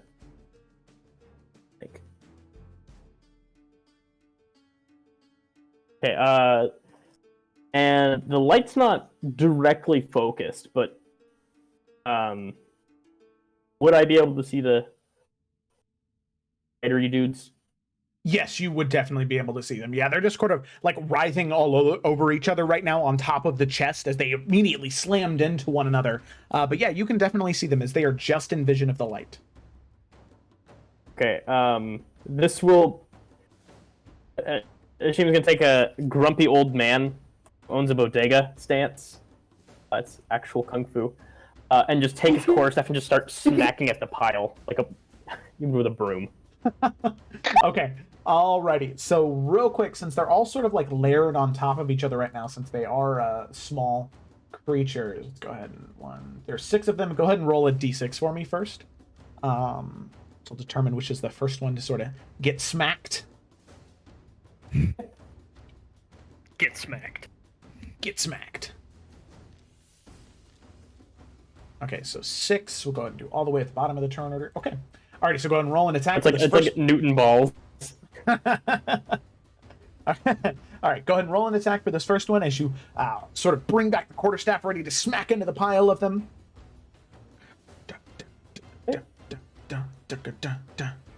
Oh, wow. No! Oof. Takes me about 5 minutes to actually see it, so.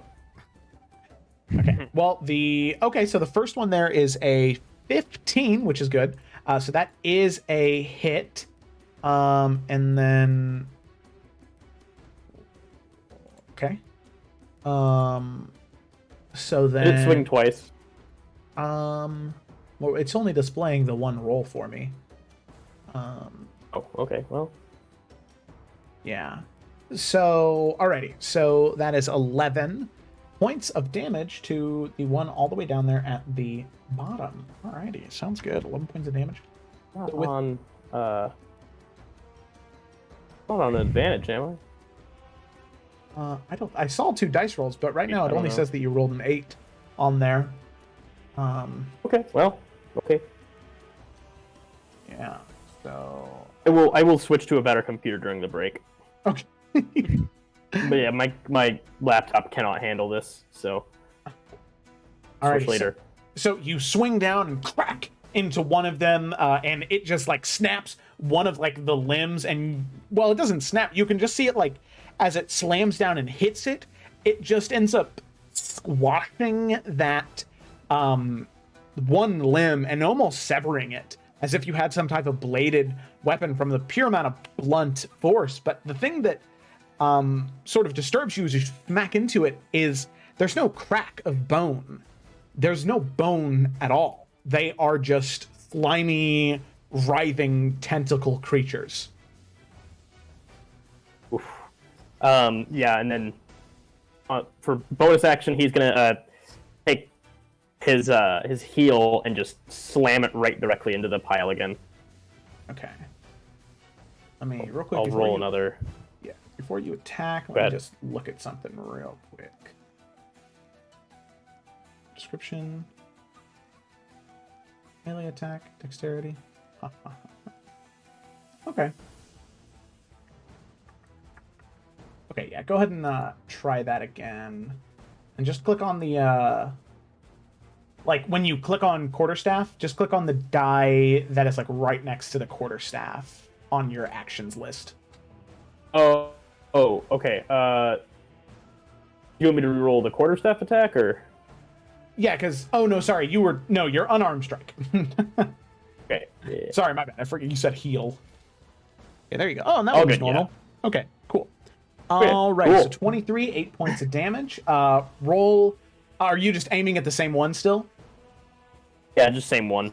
Okay. If it looks hurt, I'm gonna try and take one at a time. Yeah. So with that, as it's like ready to jump up and pounce, heading straight towards your face, ready to lash around those tentacles around the back of your head, you see it jumping in the middle of the air, and you bring your foot up in a wide sweep and slam your heel right into its head, bringing it onto the ground and splattering it right directly on the ground underneath the pressure of your heel, and it is one dead creature.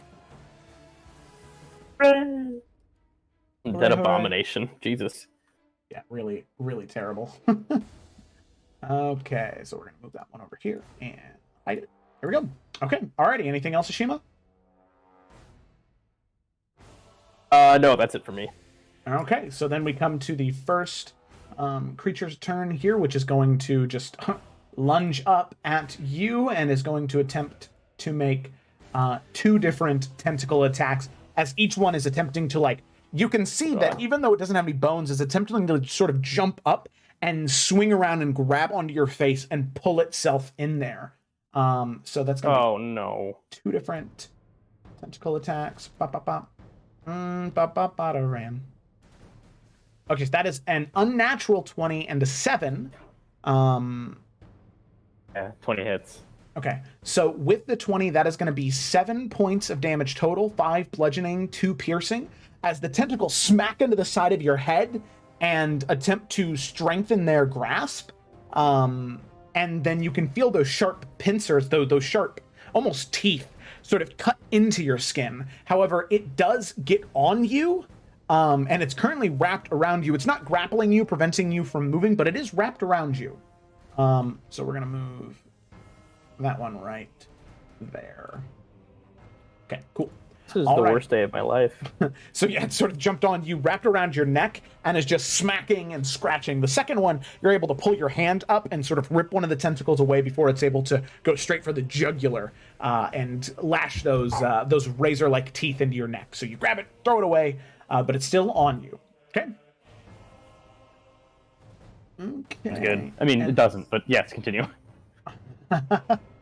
Okay, and then, you know what? Seeing how quick you made its other brother go away, it's going to use its aberrant quickness, and is going to pretty much get an extra action on its turn. So it's going to make 2 more tentacle attacks. Oh, Jesus.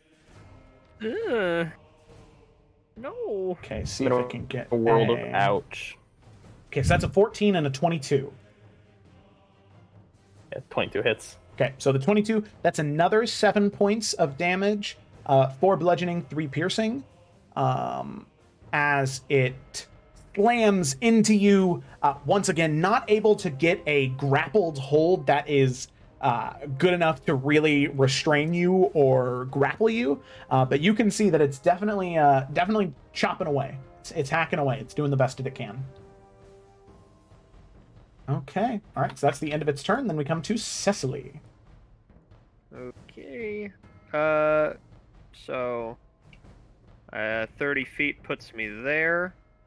So I'm gonna neom myself over here.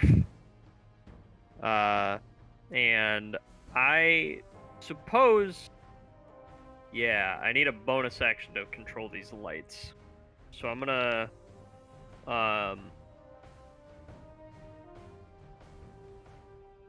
like do that. So I can at least see what we're dealing with here. Okay. So these are the 2 of these things that Ashima's fighting. Okay. So I suppose I'm going to use my action, and I'm going to use Meta Magic Twinned Spell real quick. And I just got the cantrip Firebolt. Hey! So, yeah. So what's gonna happen is Cecily is going to see both of them, and she is going to try to call back to Bianca and point and say there's two right there. And as she points, two bolts of fire are just gonna shoot out of her fingers and hit them. And she's gonna go, "Oh shit, new spell," because she didn't know she could do that yet. So yeah, twin spell. I'm gonna cast on the one that is above Ashima first. Okay, all right. So that would be the one that's currently like wrapped on him, trying to slash away and hit at him. So the first one's going there. Bop, bop, bop. 13. That is just a. Oh, wait a second. Sorry. Oh no, sorry. That is a miss. My bad. So you charge up with the first bolt, send it towards it, but it just misses as it's able to quickly dodge and move out of the way, sort of slamming its forehead into Ashima's, sort of rocking and moving him as it moves back and forth away from the bolt. Gross. And then that'll be for the second one. Okay, so the 12 also firing the bolt, but that one also misses and flies right past it, unable to make contact with the monster. Man, I shouldn't have flavored it that she did it on accident. Damn. That's what did it. Yeah. Alright, well, I mean, there goes my action economy. So I guess I'm done. I guess someone else needs to save the day. Yep. Okay, I'm sorry. Ashima will, as a free action, Ashima will say, that's all. Okay. Ashima screams because he. Okay. Yep. And then we move on to another one of these bad boys, and oh man, it's Ashima. You're the closest target, and that's just what these guys do. They go towards the first thing that they see, and they just wail on it until it's dead. So we have another one here that is gonna charge right towards you, and is gonna go ahead and make 2 tentacle attacks. I did move computers, so I should be able to deal with this much easier. Okay. All right. So that is okay. All right. So maybe I'll die. I don't know. No, not this round. So that is a natural 1 and an 11. Both of those miss, but I would like you on the natural 1. I'd like you to roll a D100 for me. There's a 50% chance that it just misses you, but there's also a 50% chance that it accidentally attacks the other creature attached to you. Oh, dang. Okay. Even Steven, yeah. So it's 0 to 50 would have been hitting nothing, and then 51 and up would have been the other one. That was the order that I set him. Okay. I'm just happy not to get hit. Yeah. So it flings towards you, but you're just able to duck out of the way, so it does end up, just so it's a little bit more clear how many there are, it ends up flying over your head, sort of landing on the ground, sprawling out its tentacles flat on the ground, ready to pounce up and spring at the next chance that it gets. So then, with that, we come to...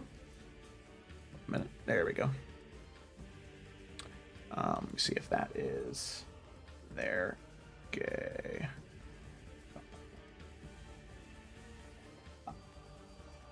So there we have it. And now we come to the spider creature. So popping down right behind Poe, you can see what it's going to do is it is going to yeah, it's going to go ahead and aimed at Poe, just first things first, it is going to go ahead and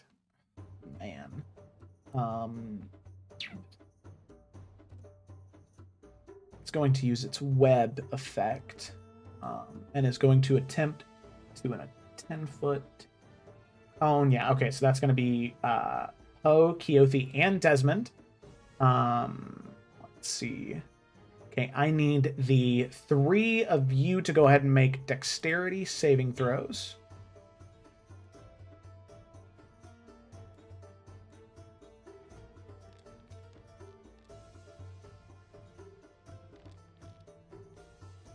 Poe will never have a good roll again. Okay, 9, 20, and then Keothi, I can roll that real quick. Dexterity. Ooh, I don't know. You and Keothi might be doing the same thing here. Oh, never mind. Keothi's fine. Okay, so that means Poe, you are the only one. As the creature is crawling down the wall, you can see that it just sort of moves its tail end around towards you and sprays these webs directly at Keothi, Desmond, and you. However, Keothi and Desmond are able to move out of the way. Poe, you are not, and you are currently restrained. So let me go ahead and find it. Restrained. There we go. Net. You've been netted now. So let me go ahead and move this here. So that webbing. However, for the two of you, Keothi and Desmond, and Poe, you're unable to move. Your movement speed is 0. But what you're standing in right now is difficult terrain. So moving out of it will be an extra 5 feet of movement as you're moving through it. Okay? Okay. So that's going to be the first thing that it's going to do, but then we come to Luthien. So Luthien is going to see one of these small aberrations, and is going to the one that's right. Oh man, well, it really can't see. Can really only see the one that just missed. It's gonna go ahead and take a. It's gonna go ahead and take a longbow shot. That is a 10, so that is a miss, sadly. But luckily, he gets 2 attacks. So longbow shot number 2. And that's a natural 1. Okay, very cool. So a 10 and a natural 1. Luthien has really proven his salt here.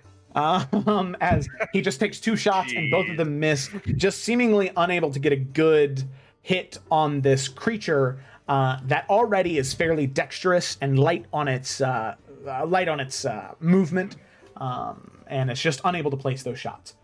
Now we come to another one. Yeah, Ashima, same thing. This one's just coming straight towards you. So we have 2 tentacle attacks. Oh, wow, that's 2 unnatural 20s, 2 15s. Rolled +5. 20. Whew. In my team. Oh, God. Okay. So that is, let's see. So 5 + 2, 7 points of damage on the first attack. And then 4 + 1, and then 5 points of damage on the second one. I'm still standing, but I'm going to attack again, so. Yes, because up next is another one of those creatures after that one. So that one is currently, just to keep it simple, right there. Then there's another one who is going to take 2 tentacle attacks at Ashima. And that is a 12 and a 16. I believe the 16 hit. Okay, neither hit. Okay, yes, alrighty. So 16 misses as it reaches up to try and swing at you, wrapping around you as you currently have 2 of these creatures on you, smacking at you, trying to rip at your skin and flesh. But that one you're able to deflect with your quarterstaff and slam it on the ground next to you. So with that, we come to Desmond. As Ashima, you stared death in the face and you said, "Not today."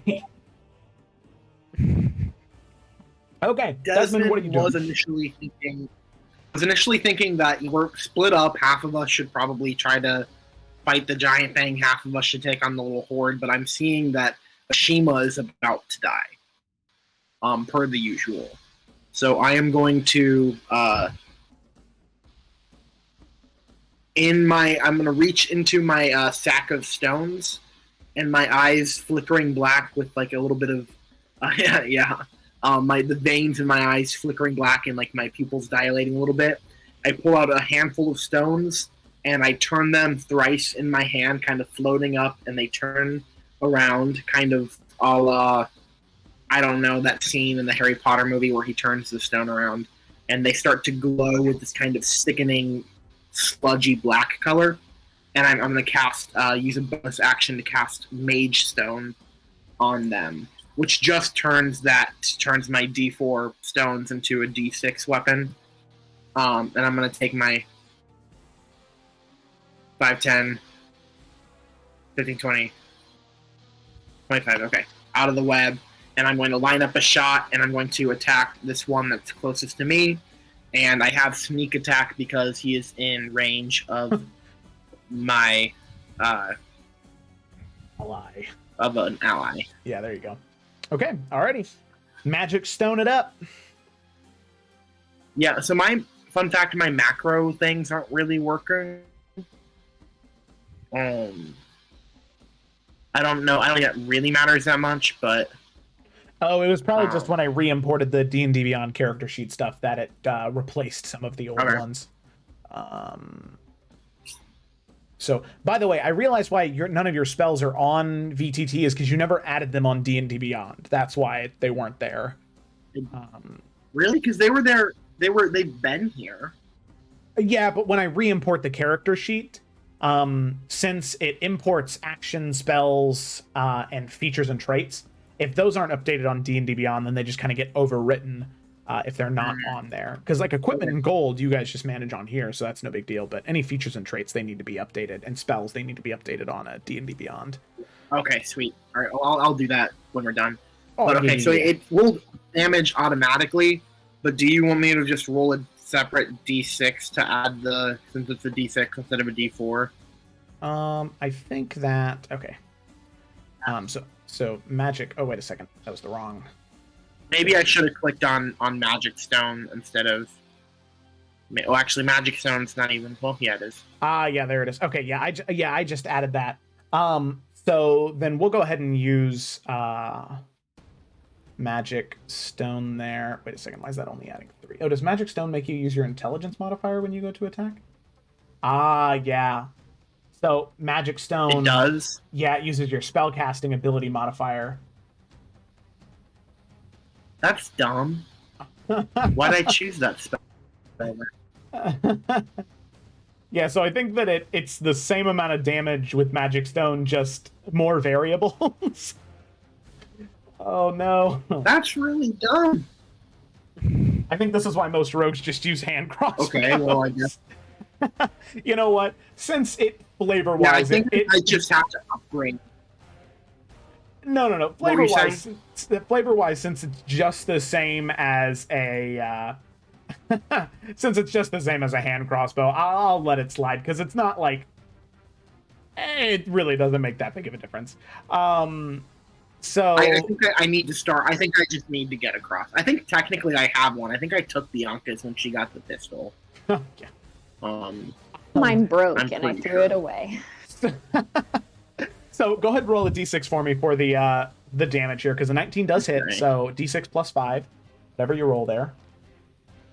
Hey, look at that, 11 points of damage. So, Wait, so are we considering? So we're gonna consider using Mage Stone still as bumping it up to a D6, but still using. Are we? I'm just, yeah, just because like it doesn't make a big difference, and it the whole sling thing works better with Desmond's his abilities anyway. So right. It doesn't make. So are we just gonna consider the sling a D6 weapon from now on? Yeah, because that's just a bonus action to use, right? Okay. Magic Stone. Okay. Yeah. Okay. So Sounds we'll do good. that. Alrighty. So, 11 points of damage. That is good stuff there. And then we need my notes. Okay. Oh, so, plus sneak attack. Oh yeah, go ahead and roll the sneak attack damage. Hey. I think I'm at. Is there like a toggle for it that I just didn't hit? No, you just roll the damage Okay, separately. Yeah, it's in special. There you go. Yeah. And there you go. 4, that is enough. So the one right about to jump at Ashima, going straight for, like, to cover his entire face and begin just to tear away at it as it's jumping up in the air. And Ashima's distracted. You pull back the stone and fling it through your sling, and it slams right into the back of the head. And that mucus and pus and just gelatin-like matter sprays over Ashima, but that creature goes flying over him, slams into the wall flat, covering the wall with that thick, viscous material, but it does die. Sweet. So, Shimmy, you just had fireworks of viscous material cover you. If this. I don't like that we're fighting mucous membranes with teeth. Cool. Okay, so with that, Desmond, do you want to move at all, or is that it? I think I moved all my movement because I was in difficult terrain, so. Okay, alrighty, sounds good. So then we come to Bianca. Bianca Dusong. This depending on if I can get next to that thing will depend on what I do. So when I am moving 30 feet, is it like this where it's like right above my token, or do I have to start on my token and then drag to be 30 feet? Because then that gets me next to Cecily, but if it's in front, then does that make sense what I'm saying? Yes, it does. So it's on your token because it's saying that going from here to here is 5 feet, and then here to here is 10 feet. Okay. Because you going from your starting location to the next cube is 5 feet. Gotcha. Okay, perfect. So I'm gonna use my fiend form for the first time. Oh my goodness. Yeah. So I'm gonna just, as a bonus action, do that. And then I'm going to walk 30 feet. So when you activate your fiend form and you begin to grow and shift and change, what does Bianca's fiend form aspect look like? So it probably looks more like what you would think of a feral tiefling. So she grows like the longer kind of like claw-like fingernails. Her teeth become sharper, and she has a thicker tail and with maybe like spikes going down the back. Yeah, and spiky tail. Definitely hooved feet. So she kind of maybe just grows a little bit like more muscly, just like bigger, more tiefling. And and then the 2 forms she's going to take are the Demadad and the Devil, I think, is the one that those are my attributes that I chose. So okay. And Alrighty. Then since I can't get close enough to do a melee attack, I'm going to shoot the one to Ashima's right, that one, with the gun. All right. Oh, yes. Oh, yes. Oh, yes. They both. Bianca shot. What do you mean I can't do that? Oh, come on. What? I don't know what's going do on. it. That was weird. Yeah, my macro thing didn't work either. Oh, yeah. They're probably just messed up from the re-importing of D&D Beyond stuff. Okay. So, attack. Will it let me roll? Go. Please. Okay. What am I doing wrong? Okay. So if you go to your character sheet and there's like the actions, you should be able to hover over Deadeye and then click on the dice that appears right next to the name.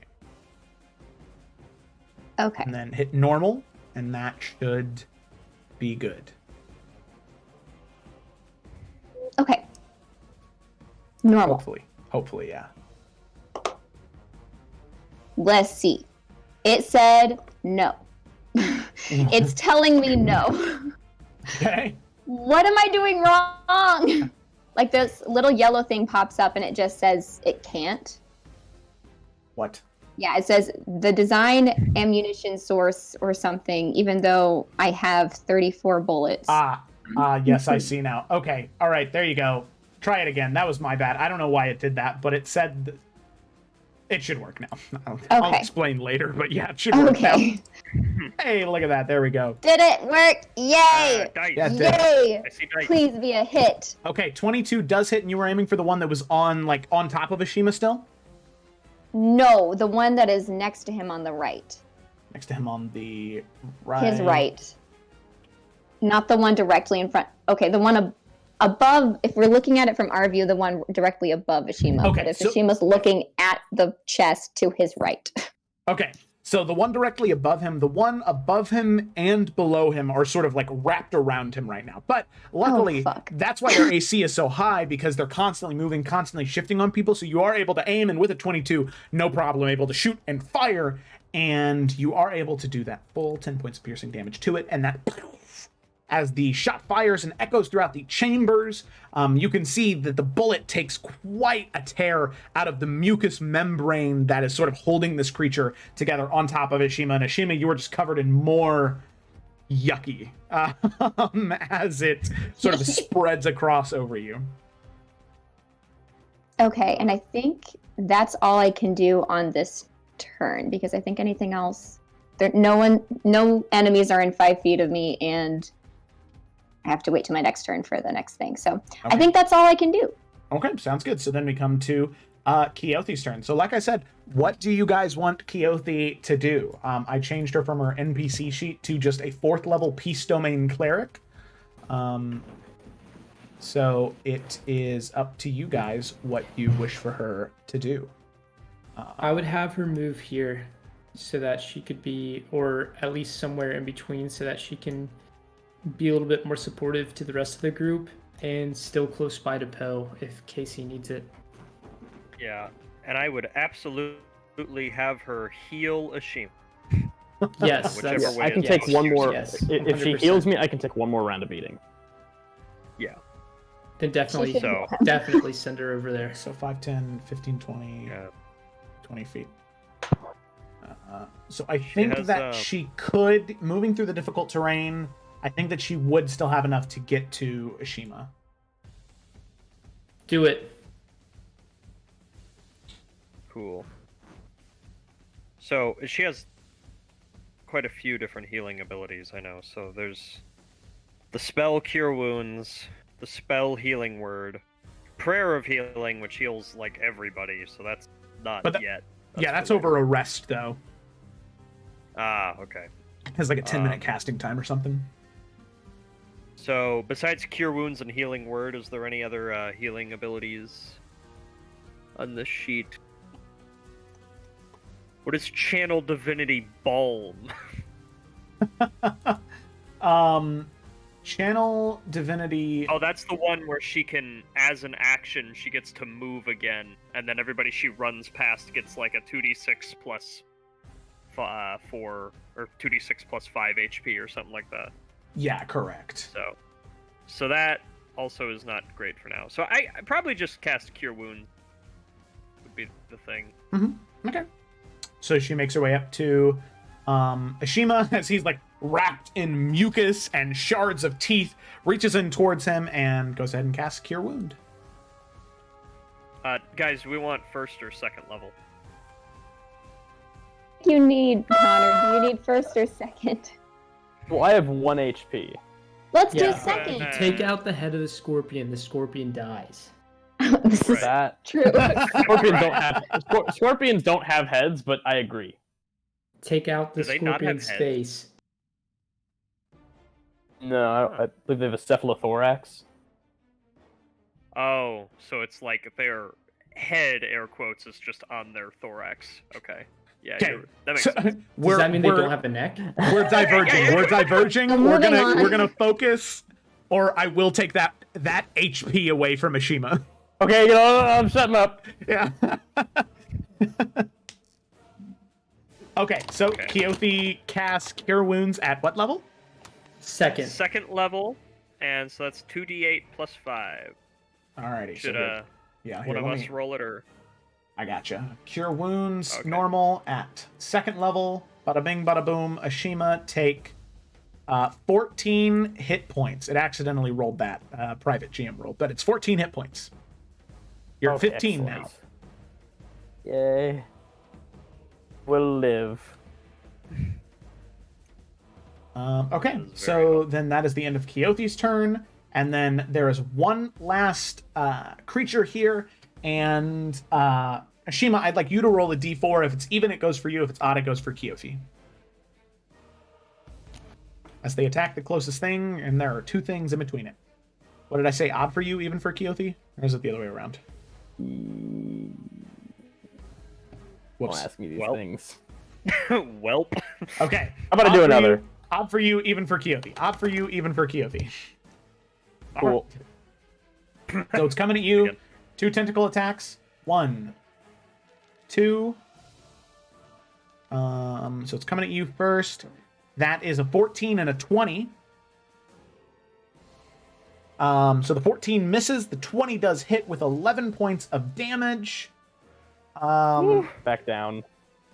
And then, you know what? Actually, it is attacking you, seeing that there are 2 others on top of you still. It is going to go ahead and jump from you then, wrapping around you, cutting some lacerations, seeing that its brothers might be able to do more, and is going to jump off of you and head to Keothi using its aberrant quickness to get an extra 2 attacks there. So these 2 are going to be against Keothi with that 16 AC. So that is, let's see, 17 and a 12. So the 17 hits, and that's 10 points of damage to Keothi. Oof. Cool. I'll mark it. I have the sheet open. Nice.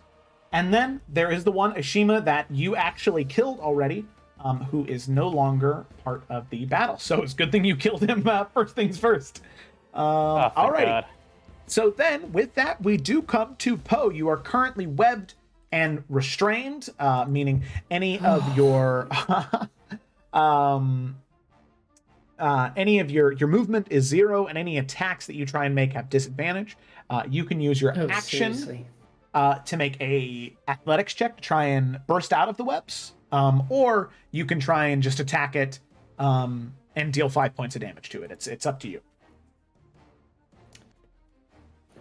All right. Can I So if I do an athletics check, does that take my action away? Is that my entire action? Yeah, it would be your action to break free. Shoot. Or you could just It's try not and my swing in it with movement. disadvantage. Oh no. No, we have a way out of this. I just thought I could do something cooler. All right. I'm going to. Well, what did you want to do? Well, yes. So what I want to do is I want to use my Channel Divinity, which is a bonus action. Okay. And I want to use Peerless Athlete. Okay. Okay, as a bonus action, next 10 minutes, you have advantage on athletics and acrobatics checks. You can double your stuff, and you can jump even higher. Okay, cool. Okay. Alrighty, so yeah, Yeah, go ahead. I was just gonna say, so yeah, you sort of channel the way of the Anoa embracing your lineage, and at least what you know and Anoa to be, and what glory means to you, embracing that. All of those different veins and tattoos on your face and body begin to glow that the color of the sea, those teals and light blues, as you begin to illuminate the immediate area around you, and you can feel yourself begin to grow in strength and dexterity. All right. And then I'm going to try and break out of the webs. Okay, so go ahead and make an athletics check with advantage.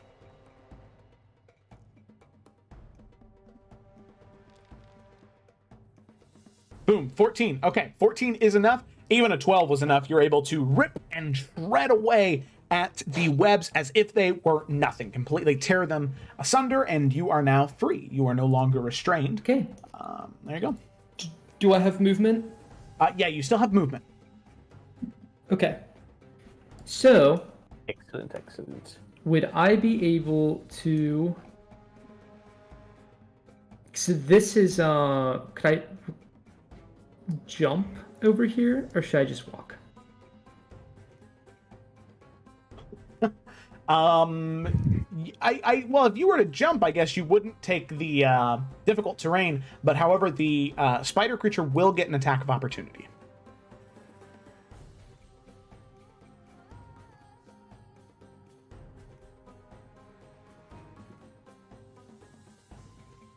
I'm going. You're going? Alrighty. Okay, so you take a jump, you get over there, but it's going to take an attack of opportunity with It sort of pincers and is going to attempt to bite at you. There's the one. And that is a 16 to hit. I have 16 AC. So that just hits. So that is going to be, let's see, 5 points of piercing damage. And then go ahead and make a Constitution saving throw for me.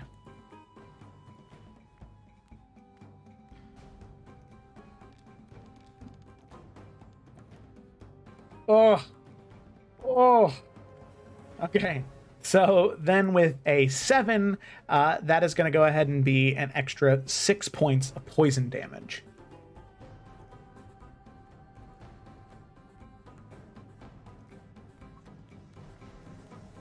But you do make your way, you jump and land right in front of Desmond. You're in the room now. So that's... Sorry, I'm doing math, everybody. You're good. Right. Takes me a long time to do math, so. Math is hard. Okay. All right, I think that's all I can do anyways, so. Okay, alrighty, sounds good. So then we come back up to the top of the turn order with Ashima. Ashima, what would you like to do? Surrounded on all fronts. Oh, I hate these so much. I hate them, I hate them, I hate them. Okay, well, I think... Damn it. Yeah, because my options are... I can use my key to disengage. Or I can use it to heal myself.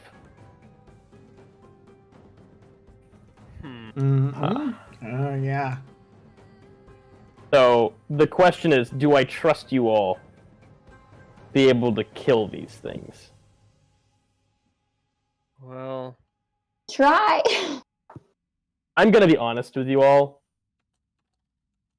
I don't. No offense. Jeez. Thanks. I mean, listen, either way you're spending a coin of key, jeez. And... well, listen, either way you're spending a point of key, you might as well be spending it to heal yourself. The benefits of healing yourself will last longer than the benefits of disengaging. Well, yeah, but it'll be worth, like, 5 points, and then 4 of them will attack me. Well...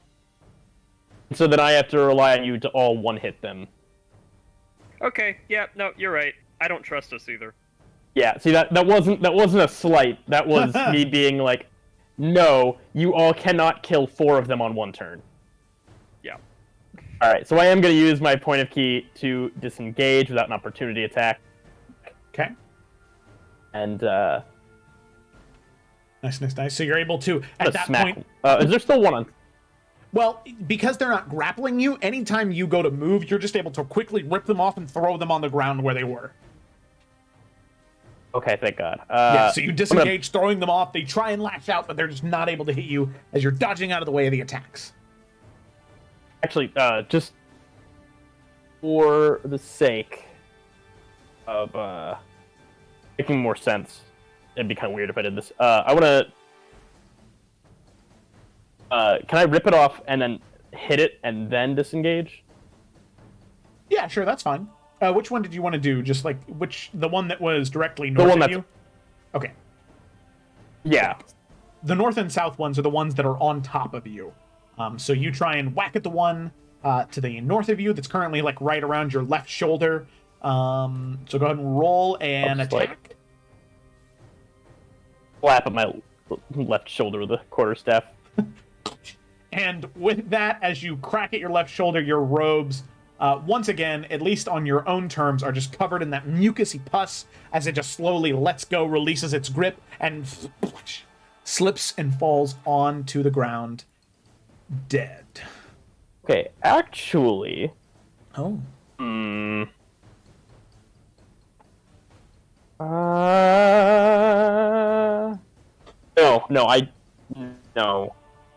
No. I need to disengage. I need to get out of here. I need to stop doing this. So yeah, then I'll use my monk disengage and go 5, 10, 20. 25. In the corner, scared. Okay, all right. Actively retreating. Okay, so you make your way over towards more eggs, but you can see all of them are either cracked or busted. Doesn't seem like anything else is going to hop out of them. So then with that, we move on to this one, which actually is the one that you just killed. And Nice. then with that, it becomes Cecily's turn. So Cecily, what would you like to do? Cool. So I'm thinking these back two, like the two that are next to Kyo right now. Uh-huh. I'm gonna twin spell Firebolt at him again. Cool. So I'll use another spell point, and go ahead and roll twice. So Cecily's gonna look at her hands, realizing that she has just unlocked a new ability, and just why the fuck don't you things show up when it's calm? And she is just gonna try again. I will attack the one to the north first. And click with a roll. That is a hit. Okay, and then 9 fire damage. So the first one coated in flame, however, it is still hanging on.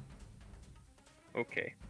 And I don't get to just use it twice. I have to target another creature. So I'm going to go ahead and target the second one then.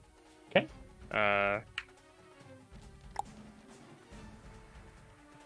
7. Second one just All right. flies right above it, Fuck it. slams into the wall. Wait, you know behind what? Point of luck. It's gonna ricochet off the wall. There's one. Okay. We're doing it. Gonna roll Alrighty. another. God. All right. I'm gonna invoke the tides of chaos. Not for this. That is very fair. Um, Do it. all right. Do it. And then I do have a bonus action. Okay. But I already used meta magic, so I can't quicken spell anything. Damn. So, yeah, I'm capable of nothing. All right. Well, then I suppose I'll just stay right here. Okay. Alrighty. Sounds good. So then we come to this creature right here.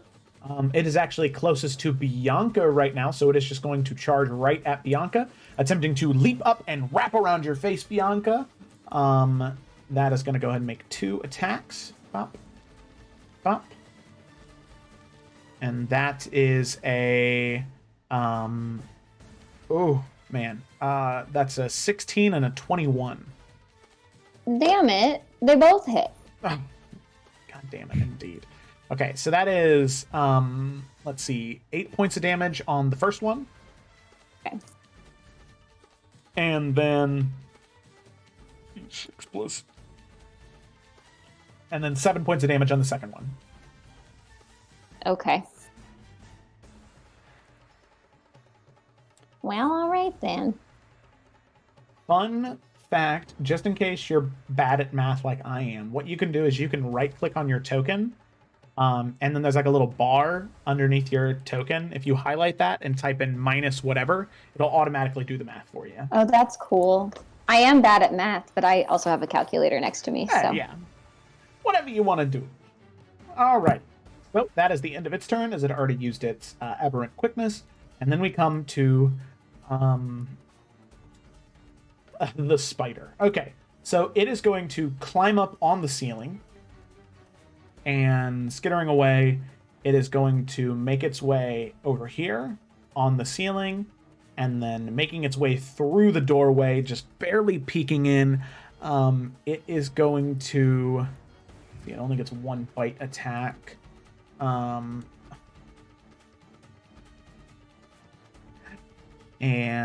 let's see. Yeah, Poe, you've already been marked by it, so it's just coming straight for you. Do it. So that's going to be 1 bite attack, and that is a 10 to hit, which I believe is a miss. Hopefully, should be. It is a miss. Okay, that's good, because that was some not great poison damage. So it goes to bite, but this time you have a better idea. You throw up your blade at the sort of pincers that are sort of jutting out of this. And the closer it is, now that it's in the dancing lights, you can see that the face is almost human in shape, like with pointed elvish ears, but there are just these two almost like mandibles sticking out of its mouth. But it has like this flat, almost like pig snout on its nose. That is just so grotesque and terrifying. But you block the mandibles using the sword and throw it off to the side before it's actually able to bite down and attack you. Luthier's turn. So Luthien is going to make his way over here. Seeing Bianca being hit, is going to move right here and is going to attempt to make 2 longbow attacks against the one on her. 1, 2. Come on, Luthien. That is a 16 and a 19. Both of those hit, and that is... Oh, that's some good damage. So that's 11 points of damage first off, and then 6 points of damage. So with that, Bianca, as it's like grabbing onto your face, ready to rip and tear and almost like flay the back of your neck, even with your thicker, fiend-like skin, you hear the whizzing of one arrow slam into the gut of this creature as that like acidic pus begins to blood out of the stomach as it begins to sort of whine and wail in pain. And there's a second arrow that slams right into the face, completely making the creature go limp and fall on to the ground. And Luthien Bianca will look at him and just kind of give like a nod. And he'll nod back as he's knocking another arrow into his longbow. But that is the end of his turn. So then we come to that person, and then we have this one right here. This one is going for Keothi, because she's just right there. And that is 1. And then a 2. That is an 18 and a 16. Both of those hit, I believe. 16 AC, right, on Keothi? Yeah, 16 on 16. Okay, so that is 8 points of damage on the first one, and then 8 points of damage on the second one, so 16 total. All right, she is at 5 HP. Okay, and then the creature is going to use its aberrant quickness, seeing that its brothers are dying, get that extra action, and is going to go ahead and make 2 more tentacle attacks. Oh, whoops. Okay.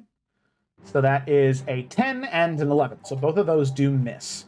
As it goes to leap up and wrap and try and smack into it, it is just unable to do so.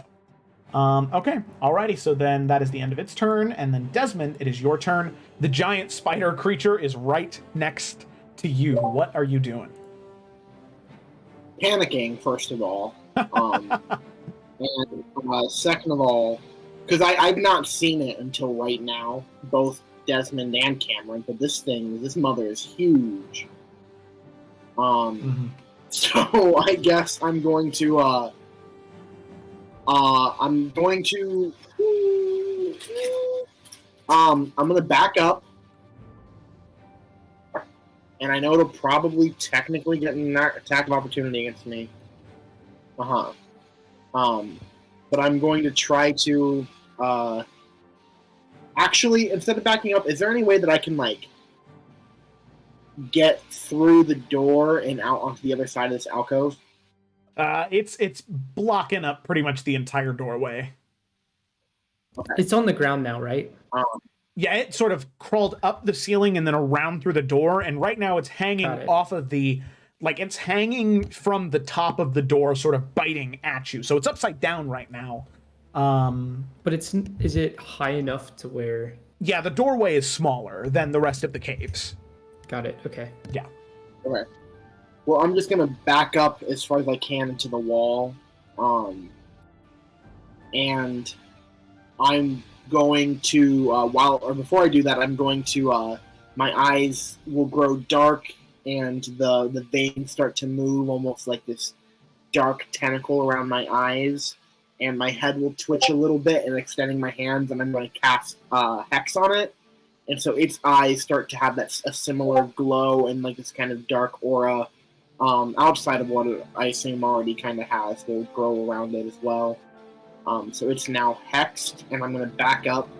And I know this probably won't do anything, but I'm going to hope that it's not paying enough attention to me, and that in the little shadowy spot I am outside of the light, I'm going to try to take a bonus action to hide.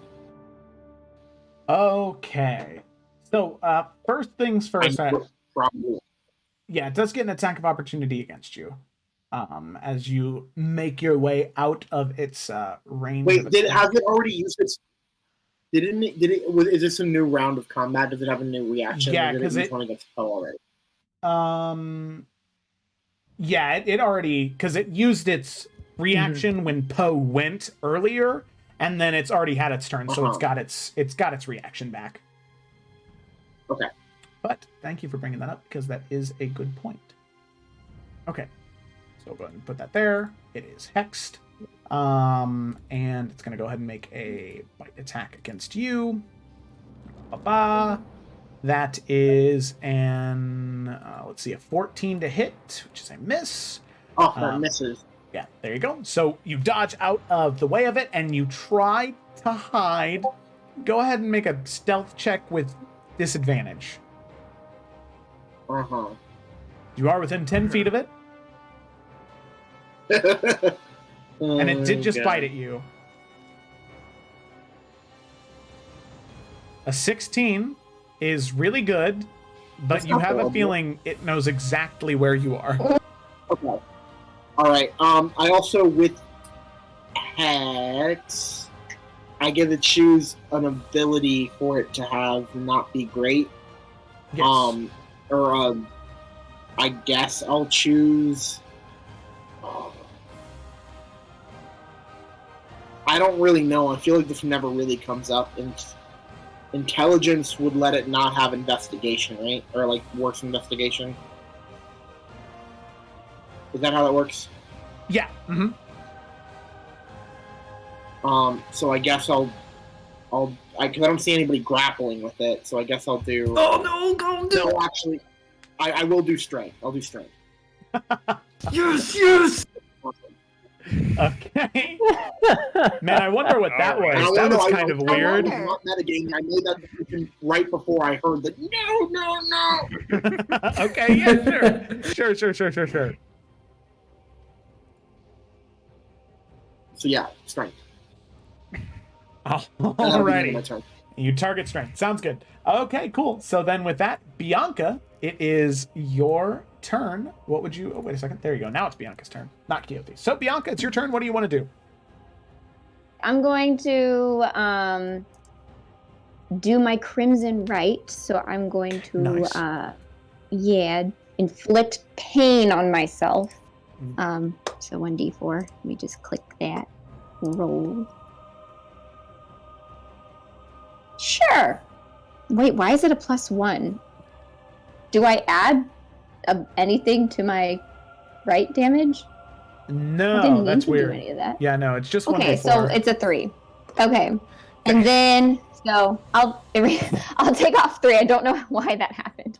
And then I'm going to move forward, and do one attack. Oop, I'm on top of the one I was going to attack. Wait, which one of them looks worse? The one north of Quixote's head. Okay. I'm going to attack that one with my short sword, and then I'm going to shoot... Oh, wait, no, I already did my bonus action. Never mind. That's my only attack I can do. I forgot. So I'm just going to... Yeah, with the short sword that has the Crimson Right on it, I'm going to attack that one.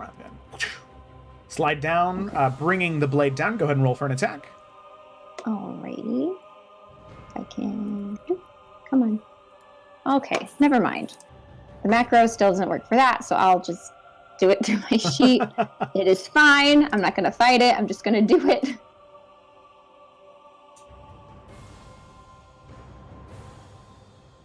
Did it work? Yes! Okay. Nice. And then I'll add a D4 to that. Holy shit. Okay. So nice. Roll. That's 4, and then plus another 4. Holy shit. That's crazy. Okay. So that is... Oh, but that's kind of weird that it's not adding your modifier to that, to the blade. That's fine. That is weird. Okay. Okay, so that should be +3 then. So let's see, that's 10, +8, 18, +3 is 21. Yeah, it's really dead. So you do slay the creature, and as with your let's see, that's minus like 3 points damage check, yeah, completely demolished. That will end that creature's life. However, when you do slay a creature, you do get. Oh man! Alrighty. I think I steal its soul, if it has one. I don't know. Yes. And then that's for my next weapon attack, which will be on my next turn. But then for Demodad, any enemy within a 5-foot radius must make a strength saving throw or become imprisoned a certain number of turns. Okay. So the one needs to make a strength saving throw. Okay, that is a 8, which is a failure. Awesome. So it needs to roll a d4, and if it's even, it's imprisoned 2 turns. If it's odd, it's just 1 turn. So imprisoned is just like frozen in place. Yeah, it can't move. Bop, bop. 4, it was even. So that means it is 2 turns. Bop. Alrighty. So it is currently restrained. All right, 0 movement speed, attacks have disadvantage. Alrighty, sounds good. That won my turn. Alrighty, sounds good. And then it is Keothi's turn. So Keothi, it gets to her turn. What is she doing? She heal herself or Ashima is what I'm thinking. Yeah. Definitely. She should take care of herself. I'm gonna heal myself this turn.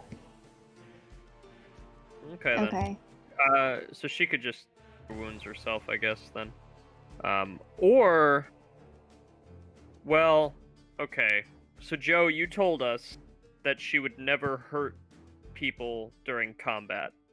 Yes. What is the line on people? She will never hurt a living creature. So even these. Okay. Alrighty. I mean, alrighty. It is mucus teeth, but I understand. Yeah, she doesn't have any weapons, though. That's the thing. Right. That sounds like it's a personal choice. Yeah, she has 1 dagger, but it's like a dinner dagger. It's like a knife. It does 1d2 damage. Bread and butter. Yeah. Spread the mucus. Nice. On the toast of death. So I guess cure wounds on herself. Okay. And she can do... Should she do first or second? She does only have 1 more second level spell left. Or no, sorry, she has 2 more. Whoops, my bad. I'll stay out of it. How many hit points is she at? Like 5. I don't know. What do you guys think?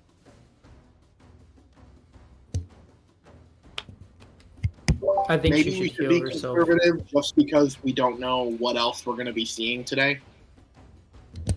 So you think the second level or the first level? I didn't hear what you said. I'm saying that I think maybe we should be a little bit more conservative with our spell slots just because this is our first encounter down here. Okay. And who knows what we'll see else today. I don't know. Yeah, I agree with Cameron. There's a damn train going by my house. Yeah, I agree with Cameron. Okay. Okay, so first level cure wounds on herself, and then she won't move because that one is webbed. Would it get attack of opportunities? They would be with disadvantage. Okay, well, still, she'll just stay then. Okay, so 7 hit points of healing towards her. There we go. Alrighty. She is at 12 hit points now. Yeah, because the other one will probably attack me anyway, so. Yeah. Okay, so then with that, we come to Powassa. So, Poe, what are you doing? All right, so I've had a long time to think about this. Yes. So Poe's markings are still glowing, you know? Yeah. And, so Poe is actually going to take his wooden arm and use the grappling hook gauntlet and try to grapple with it on the spider. Okay. Grappling hook installed in the arm. That's so cool. Oh yeah. Okay, so what I'd like to do is you. Whoa. Sorry. Okay, 4-prong grappling hook. Feet special attacker makes a grapple attempt with a hook. Okay, yeah. I would like you to go ahead and make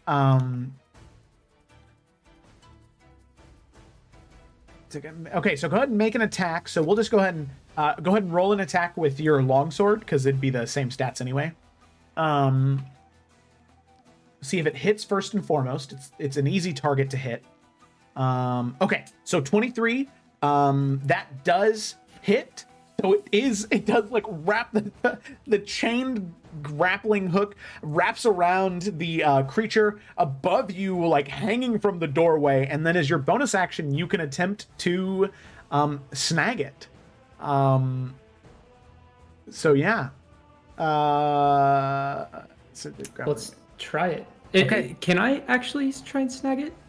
Yeah, after a successful attack with the grappling hook, the attacker may choose to use their bonus action to attempt to snag on said attempted creature. All right, let's do it. Creature. And just because I've never grappled in D&D before, so this is a D&D question. I don't know if it's like unique to the gauntlet or if it's unique to grappling. That it cannot increase its overall distance from me. Yeah. So because it's currently grappled by you, I guess since it's by a chain, it typically grappling is like when you're holding on to somebody, so their movement speed is just 0 unless you push or pull them. Mm-hmm. But with this, it can get closer to you, but it cannot move away from you. And if it tries to, it'll have to make a contested athletics check against yours, which it would have disadvantage and you would have advantage. Okay. All part of the plan. All right, let's try and snag it. Okay, alrighty. So then it just is, since your attack hit, and then on its turn, it's going to have to make an athletics check to try and break free. Okay. Alrighty. So it cannot move at all, and it is stuck there. Alrighty, sounds good to me. So anything else, Poe? That's all I can do. Alrighty. So with that, we come back up to the top to Ashima. Ashima, what are you doing? Okay, I want to maximize my action economy. So I guess I'm going to come over to this guy that was imprisoned by Bianca. 5, 10, 15, 20, 25, 30, 35. Cool. And I'm just going to whack at him. Okay, sounds good to me. Alrighty, go ahead and roll for an attack with advantage, since it is technically... Well, I actually think that it's technically considered paralyzed, because it's just like hold person. So that would actually... let me check to see. Paralyzed. Paralyzed creature is incapacitated. Fails advantage. Okay, yeah, it has advantage, and any attack that is a hit is a critical. Cool. Funny enough, a 26 does hit. So I think that what I can do here is I can make this a critical... No, let's repeat the roll. Aha, okay. So here we go. I'll just go ahead and crit the damage there for you. So bada bing, bada boom. That is, let's see, 8 plus 6. That is, oh my gosh, 14 points of damage, right? Yeah. Yeah. Okay. So with that, as you run up, seeing that it's petrified in place, just completely in awe and fear of Bianca's fiendish form, you run up, and as you swirl the quarterstaff around and just smack into the head, it just tears off, just like all the squishy, mucusy sinew just ripping and pulling and flying halfway across the room as you just decimate that creature in one blow. Okay, and then I'm going to use my my Hand of Healing. I guess I don't need to flurry of blows and then Hand of Healing. Okay. All is well in the world. Okay, sounds good. Alrighty, cool. Take your 5 hit points back. And then that's going to be my turn. Alrighty, sounds good to me. So then with that, we come to Cecily. Okay. So now there is only one target. So Correct. instead of using Twinned Spell, I will use Quickened Spell. Nice. And just shoot 2 Firebolt at this enemy. Because if I cast Witch Bolt, all of the dancing lights go away. And that sounds like a nightmare right now. It's just the glow of the eyes. Yeah. Like, you can only see the beam of white lightning and the shape of the spider. Yeah, no thanks. But I'd like to cancel my subscription, please. no thanks, dog. But so Cecily is gonna shoot a witch bolt, or no, sorry, whoopsie. I just said I wouldn't do that. She's gonna shoot a fire bolt out of one hand, and then accidentally like double tap, like with a machine gun. Just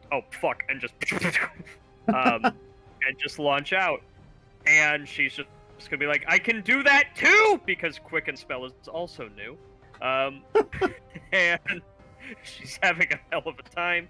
And I'm just gonna go ahead and roll 2 attacks. Okay. Oh, goddamn! Whoa! Holy shit! That first one, goddamn, man! Woo!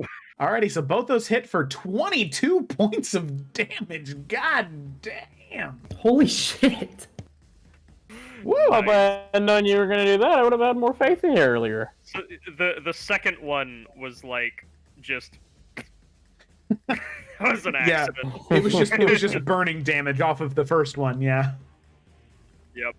Okay, so you shoot off the 2 bolts. They fly into it, slamming into the almost like hard chitinous like material that's coating the bulbous backside of this spider-like creature, and it is just like wreathing and just letting out this high-pitched scream as the flames begin to curl around the plates onto the back, more mushy parts of the limbs and underside as it just begins to burn and crackle with flame. Ooh. Nice. Alrighty. Anything else, Cecily?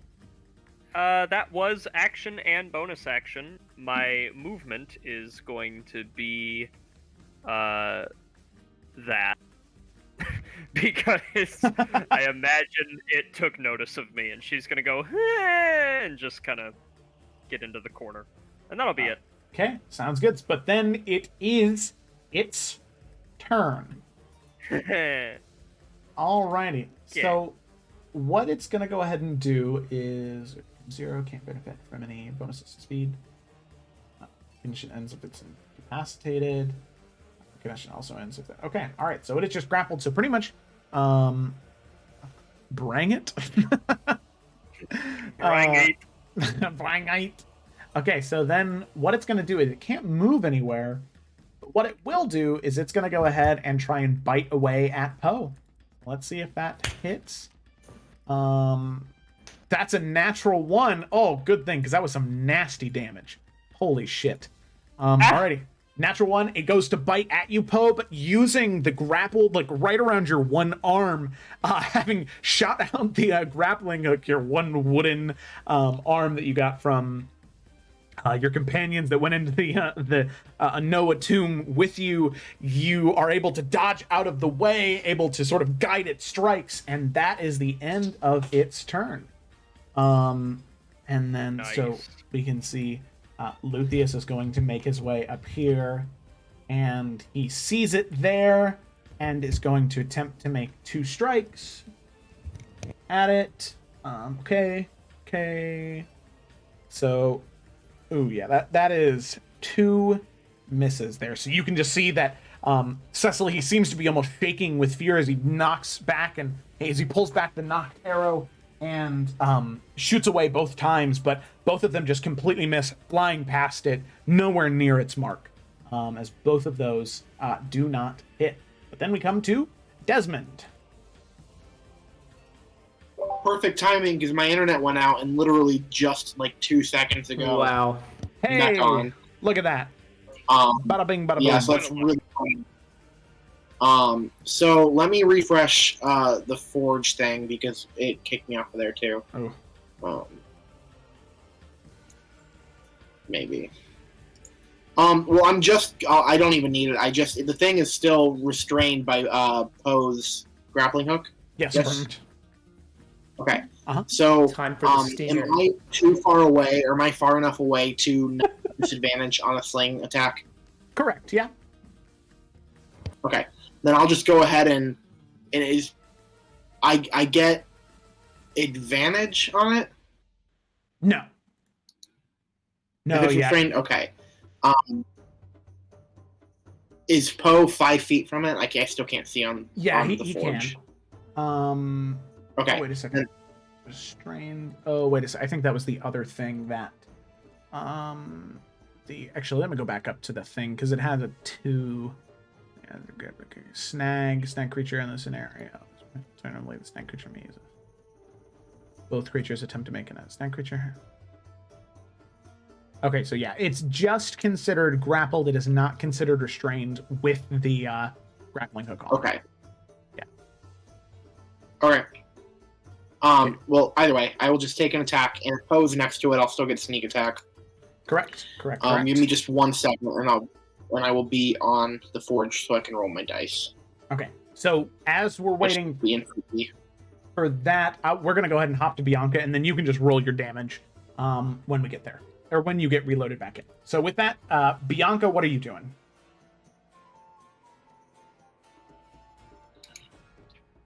Bianca? Uh-oh. Bianca? Oh no. Oh no. Bianca? Bianca? The spider got her. Oh no. Okay, so we're gonna skip past Bianca. We'll come back to her, and then we're gonna go. Oh my gosh! I literally was talking, and I was like, "What, Connor?" I literally was like, "What are you talking about?" Okay. That's so funny. I was so confused. Okay, I'm just gonna shoot the spider. Okay, shoot the spider. Bang bang. Okay. Solid decision. Swear to God, if you kill it and I couldn't because I couldn't roll my dice, I'm gonna be so upset with you. Alrighty. I get the feeling it still has a good chunk of Plenty. HP. Yeah. Oh, what? Ah. Sorry, my screen. Did I hit it? With a 19, yes, you did for 14 points of damage. However, I do need to refresh VTT because mine also did a weird thing. Oh man, the game doesn't want It's us not to letting win. me jump in as myself, so I assume it still thinks that I'm logged in somehow. Yeah. Probably, I see that yeah. you're in here. Yeah, okay. Let's see. Okay, all right. Oh, I forgot to add the trouble emoji. Whoops. Can I be somebody else? Can I be Ryan? Well, Just kidding. yeah, you should be good to enter now. Maybe refresh that. sorry. Okay. Well, just because Ryan doesn't have access to Desmond's character sheet. That's the... Oh, I know. I was joking anyway. Okay. I didn't assume anybody else did. I'm, Yeah, it's still. let me I'm not. I refresh want to be my- Ryan. You guys not? Me too. Yeah, it's not. Well, you can't Let be me up there. just exit out of it and pull it up again. Yeah, it's really weird. I keep saying he's in here. Yeah. Okay. So, with that, 19 does hit 14 points of damage. Very cool. All right, so the bullet flies out. Still no. And oh, that's super weird. Okay. Slamming into Oh, the wait.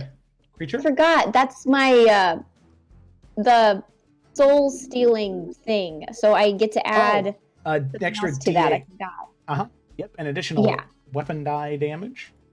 Yeah, let me find a D8 on here. Is that it? Nope, that's a D10. That's a D8. Okay. There you go. Roll. An extra 2 Ah. points of damage. That's fine. Alrighty, very cool. Alrighty. Heck yeah, Yeah, it's trouble. still not letting me choose myself. Okay, yeah, it's kind of weird because you're not popping up on my screen. Maybe exit out of the tab entirely and try and come back in. Okay. If that doesn't work, I mean, if that doesn't work, I'll go ahead and real quick give Ryan permission to edit Desmond, and then you can come in as Ryan. There we go. All right. That was weird. What? Notice there's an open spot on the bottom row of the Salamander coast on the Twitch channel. Ryan's joining guy. Okay. So with that, Bianca, did you want to do anything else, or was that it? I think that's it. I think that's all she's gonna do. Okay. Not a ton else she can Yeah. do. He's too far away. Sounds good to me. So with that, Keothi then, what is she doing as we wait for Desmond to get back in here? Yeah, it's still not letting me enter as myself. Okay, go ahead and enter as Ryan then. Since he has access for your character sheet now. I'm you, Ryan. I don't know if you're watching, but This is funny. Yeah. Best damn. There Actually, you it's go. still the worst because I'm covered in mucus, but Yeah. Okay, you should be able to select Desmond as the character you're playing as too. Okay, so then Keothi, what's she doing? So she could either keep doing the healing thing, or she does have the cantrip guidance, which would let somebody that she touches add a d4 to one ability check of its choice. Do you know if that counts as attack rolls? Ooh, for guidance, I don't think so. do you do you still have the spider grappled? Yes. We could do that. It's cantrip. We can save the healing for later, and give Poe that bonus. Keep the spider grappled. Okay. Then we can all just wail on it. Will we be able to Yeah. get Keothi in there and then out? Because do you have to touch the target? Yeah, I mean Well- she's close enough, and she could Yeah, she- touch you then retreat basically. She's only Yeah. oh, 10 feet. Awesome. Keep making this stupid thing. I'm so sorry. Yeah. No, it's okay. Yeah, she can just go on the other side. She's only 10 feet. Yeah. She could just Yeah. stand behind Poe too. Yeah. That's what I was thinking. Yeah, I mean, the spider can reach all of us if it's ungrappled, so I don't know if it makes that much of a difference, really. Mm-hmm. So, I guess, yeah, so go up, cast Guidance on Poe, so he'll add a d4 to the ability check to maintain the grapple. Yes. And then she could also bonus action Healing Word, but I feel like we don't really need that right now. So, Yeah, I think Might we could wait on wanna- that. might want to save it, so. So I guess she'll, 5... 10... Why is she not moving? Oh, there we go. Yeah, it's just the And she's lag. moving for So it's touch, and then just get there. Okay. All right. I think that Back up works. a little bit. Sounds good. Okay. That's the end. So I just want to throw it out there that it did let me access it as me, but now I'm sitting here after several tries on just a gray screen with a little anvil at the top left, not showing me the game. Okay. So what I will do then is I'm just going to go ahead and real quick, I'm just going to go ahead and roll Desmond's attack as we're still trying to get this figured out. I Thank think you. I Sorry, think guys. no, I think the best thing to do, I don't know if you've tried to exit out of Chrome entirely and then come back in, but that might Okay. help a little bit. Okay, so normal attack roll. 13. That is a miss. Ugh. My bad. It's because you rolled it, Joe. It is because I rolled it, yeah. Oh, well, wait a second. I'm supposed to use the magic stone thing anyway. Magic stone. That's the correct one. That's a 9. Okay, well. Both of those. Thank misses. you. No problem. Okay, so then we come to Poe. Poe, as you are currently grappling the creature, you have the grappling hook wrapped around it, keeping it grappled. What would you like to do? Do I have an action and stuff still, or do I only have a bonus action? No, you still have an action. Yeah. Really? Okay. Well, if it's possible, I'll go ahead and try and make an attack at it. Okay. Yeah. Go ahead and make an attack. Sadly, not with advantage or anything like that, because it's just Right, grappled, right. not restrained. But still, go and roll for an attack. All right, I'll take glory and I'll take a swing. 15, that is just a hit. Awesome. Okay, so that is, woo, nice. 10 points of damage. Very cool. Woo, woo. All right, so you swing in with glory, slashing into the chitinous plates, carving through, cutting one of the legs of the creature, ends up snapping and cracking and falling off, and then it's balancing itself on 5 with that strike, slamming into it. How's it looking? Pretty rough right now. You can see that it's okay. trying to like look around and trying to back up, but it's just not able to move at all. Okay. Then I'll just go ahead and end my turn then. Okay.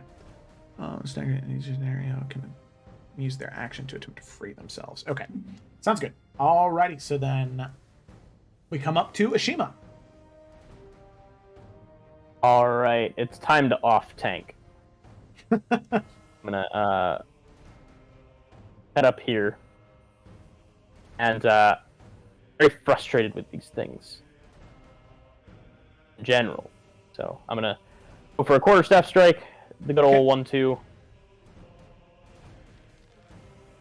Oh my gosh. Woo! Oh! Well, okay. Hot I wasn't damn. even with an advantage.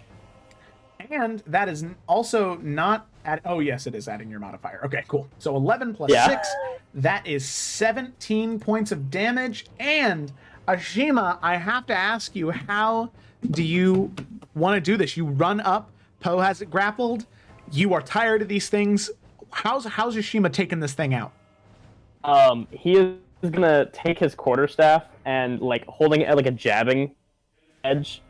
He's gonna just, like, really, like, hard poke each one of its eyes. Like a hole puncher. Okay. Nice. Sounds good. Running towards it, you just jab, jab, jab, and now like sort of using the momentum that you have as your agile monk self, sort of stabbing in, thrusting yourself up, and then alternating ends of the quarterstaff, slamming the staff into the eye, just yelling as it's whining and screaming in pain until eventually it sort of falls. It's like balancing itself up on its 2 back legs, eventually leaning up, but then with that final jab cracking through that skull into that human-like head, and that there's just this hissing of green mist that just begins to funnel out of its eye. You sort of shield your face and back away as it just begins to sizzle and then pop around its head, that green mist escaping and sort of filling the immediate area. The two of you sort of back up as eventually the creature falls down, and you can see that as it falls and dies,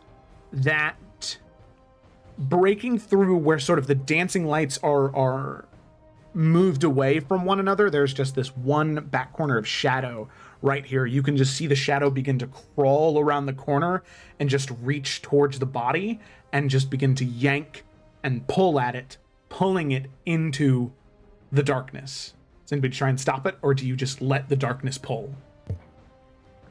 I mean, being close, I'll run this. I don't think there's much I can do, but I want to see if I can catch whatever it is. Is my grappling hook still on it? Yeah, your grappling hook would still be on it, yeah. Then I'm gonna look to Ishima as well while he's doing that, just to see if he wants me to pull back on it. Okay, so Shima, you're like peeking around the corner? I'll shake my head. I don't think we should. I think it'll be a little futile.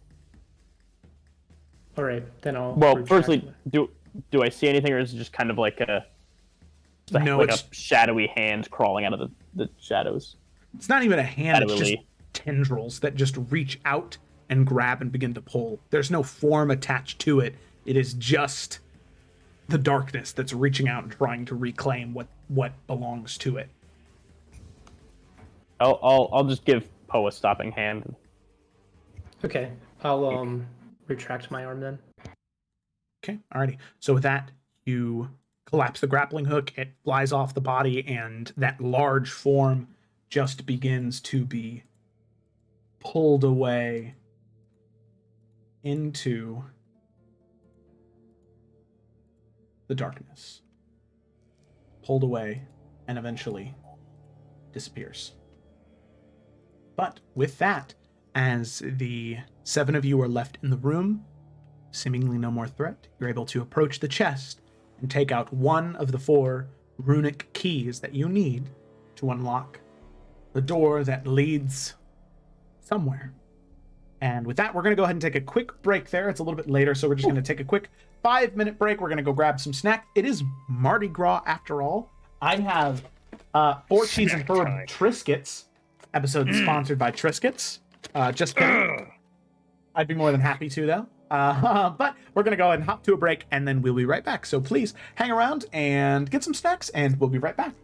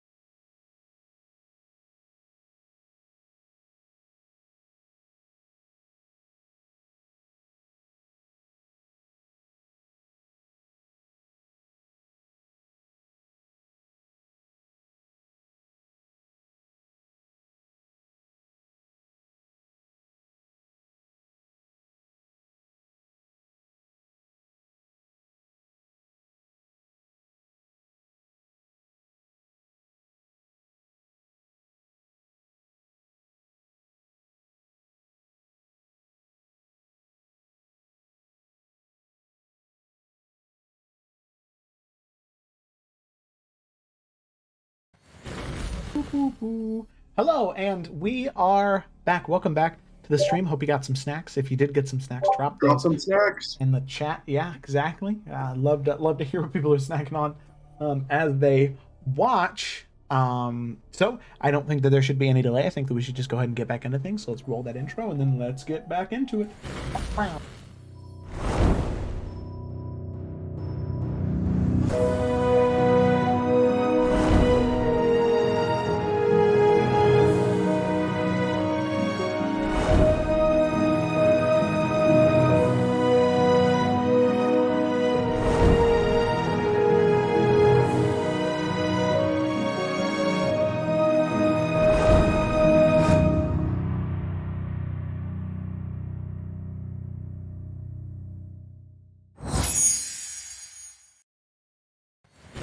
And So we are back.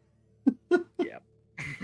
Not to cut off your lunch plans or anything.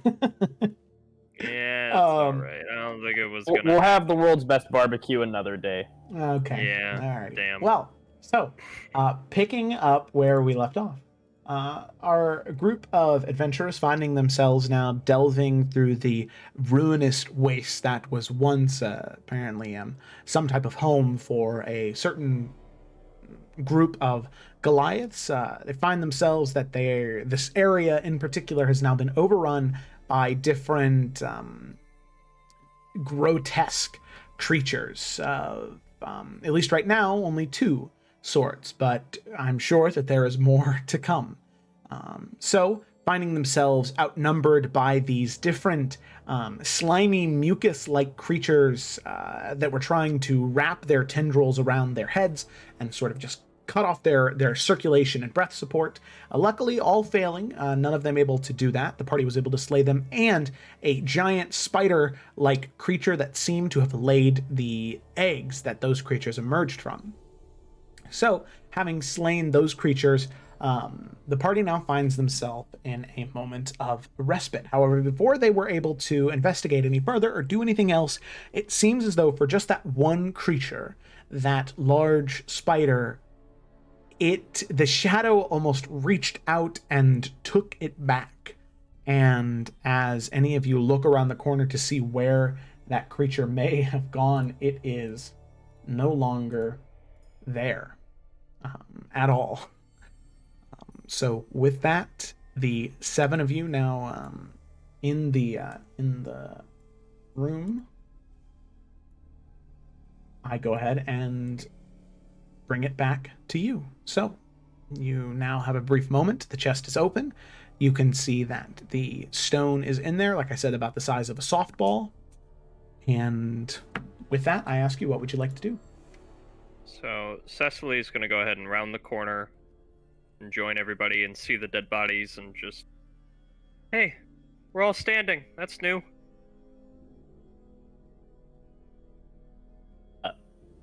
Shima will, kind of like that meme of David Tennant in the rain, just kind of look around covered in mucus, blood. I am unhappy.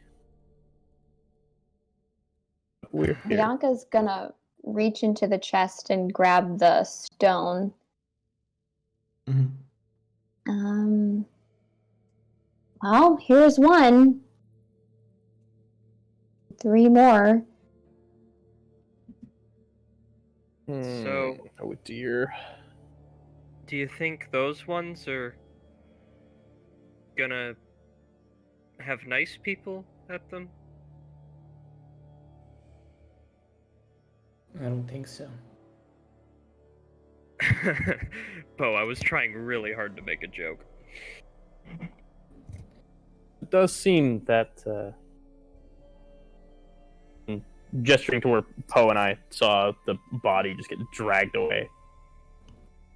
Whatever this being of darkness is.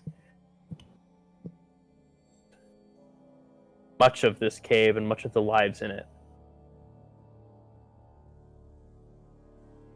wouldn't burden ourselves the guilt of taking the lives of any of these creatures.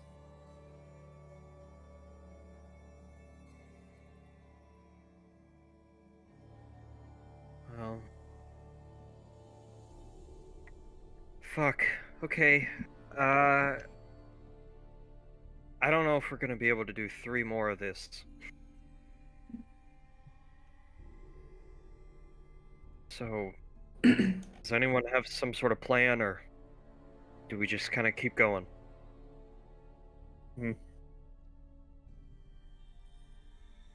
Lucas, you said this was the farthest you've gotten, isn't it? Yes, this is the farthest I got. Suppose then there is only one choice. To push forward. Regardless of what all of you do, I will be pushing forward.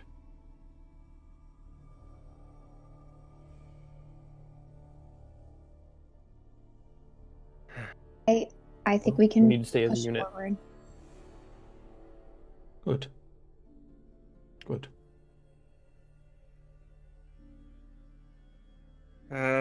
Okay. First off, someone else take this. And Cecily will pull out, I've had a 2d4 plus 4 potion of healing with me for a few sessions now. I forget exactly when I got it, but she'll pull it out and just... These, things look like they fucked you guys up more than me, so... If anyone wants to just keep a hold of this, you can. I don't If we need it. keep Yothi standing, she'll keep us standing.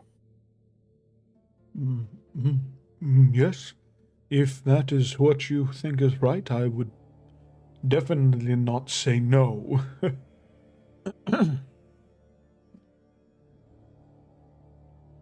I just imagine she's like leaning on the wall in pain. Yeah. Oh, definitely. Well, I'll go ahead and hand it to her then. Okay. All right. So go That ahead. seems like the course of action. Take it. Yeah. Okay then. So I will delete that from my inventory. And I now Joe, how have high- no inventory again. How high are these tunnels? Like, what's the height of the... The tunnels are about 30, 40 feet high.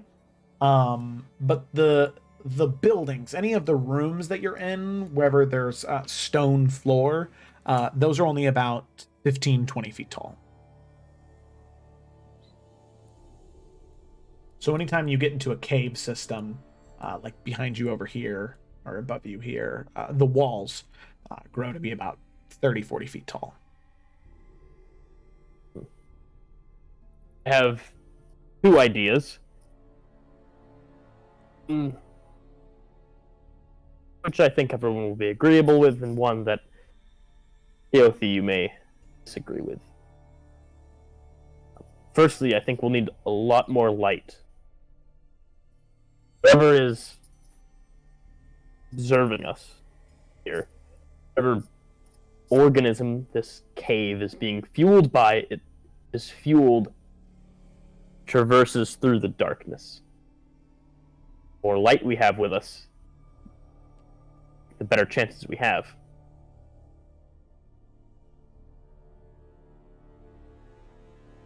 Cut off its locomotion. So you're suggesting we all light torches? I have about 10 with me in my bag. Well, not just that. Oh, a few braziers up ahead.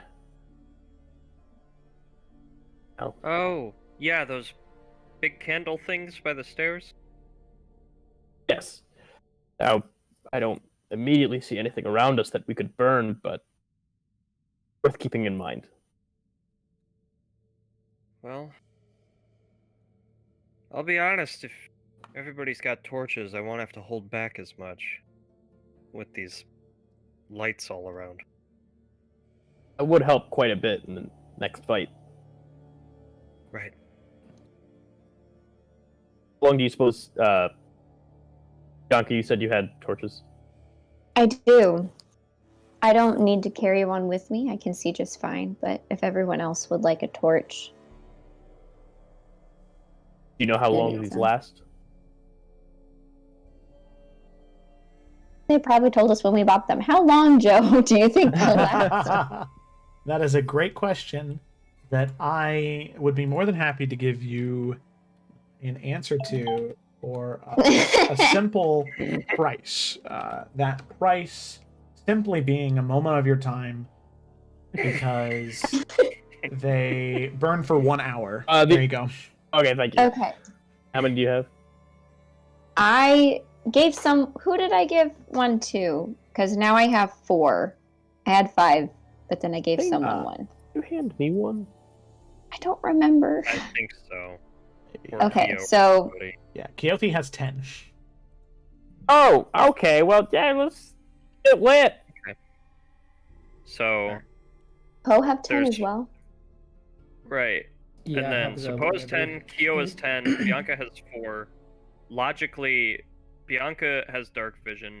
1 or 2 other people has it too. Luthien So we does. probably only need... Right, so we probably only need 5 torches lit at a time, which means we have 4 hours of light. Give or take. Or we could light them all at once and have 20. Yeah. Solid Avatar The Yeah. Last Airbender reference. Thank you. Yeah. Annihilation. Tunnel. Scary. That's how this tunnel. works. So, yeah. Yeah. So that would be. Yeah, you're right. Okay. Who wants a torch?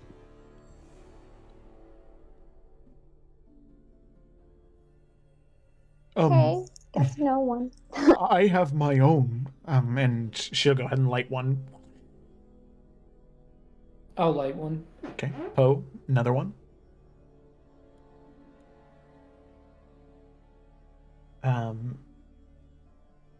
Luthien will say, I don't need one, but I can carry one in the meantime. Sure. And she'll hand one to Luthien. Oh, whoopsie. Oh, no.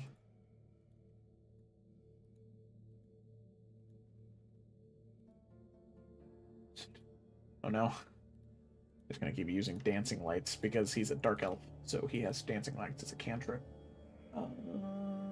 Okay. I need to delete dancing. Off of his character sheet. Yep. There we go. All right. He now is torched up.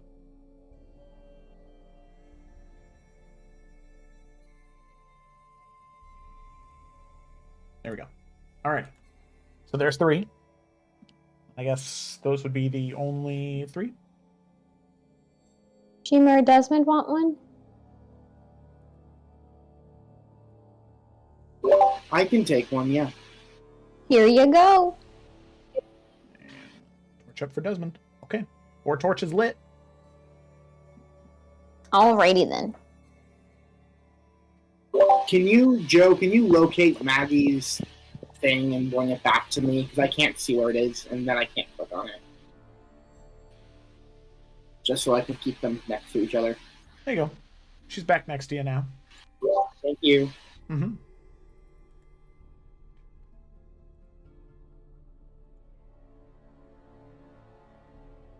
Okay. So what you doing?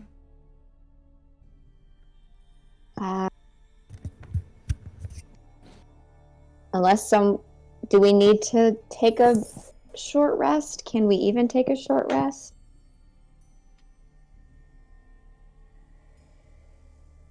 That's what I was going to ask as well. Would Luthien be down for taking a short rest? I was not hit at all in the fight.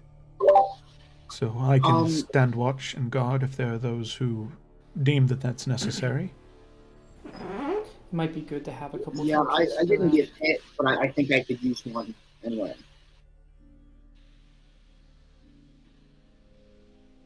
If Ashima's theory about what he saw is true, it may be smart to ensure we have plenty of light outside of these at least in this room and around this these entrances. Mhm. Okay, well, I can also just sit around if we're gonna do that.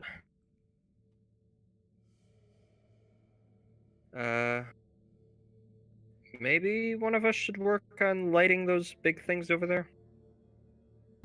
And Desmond, you might be able to send Maggie off to get us more of a lay of the land down there.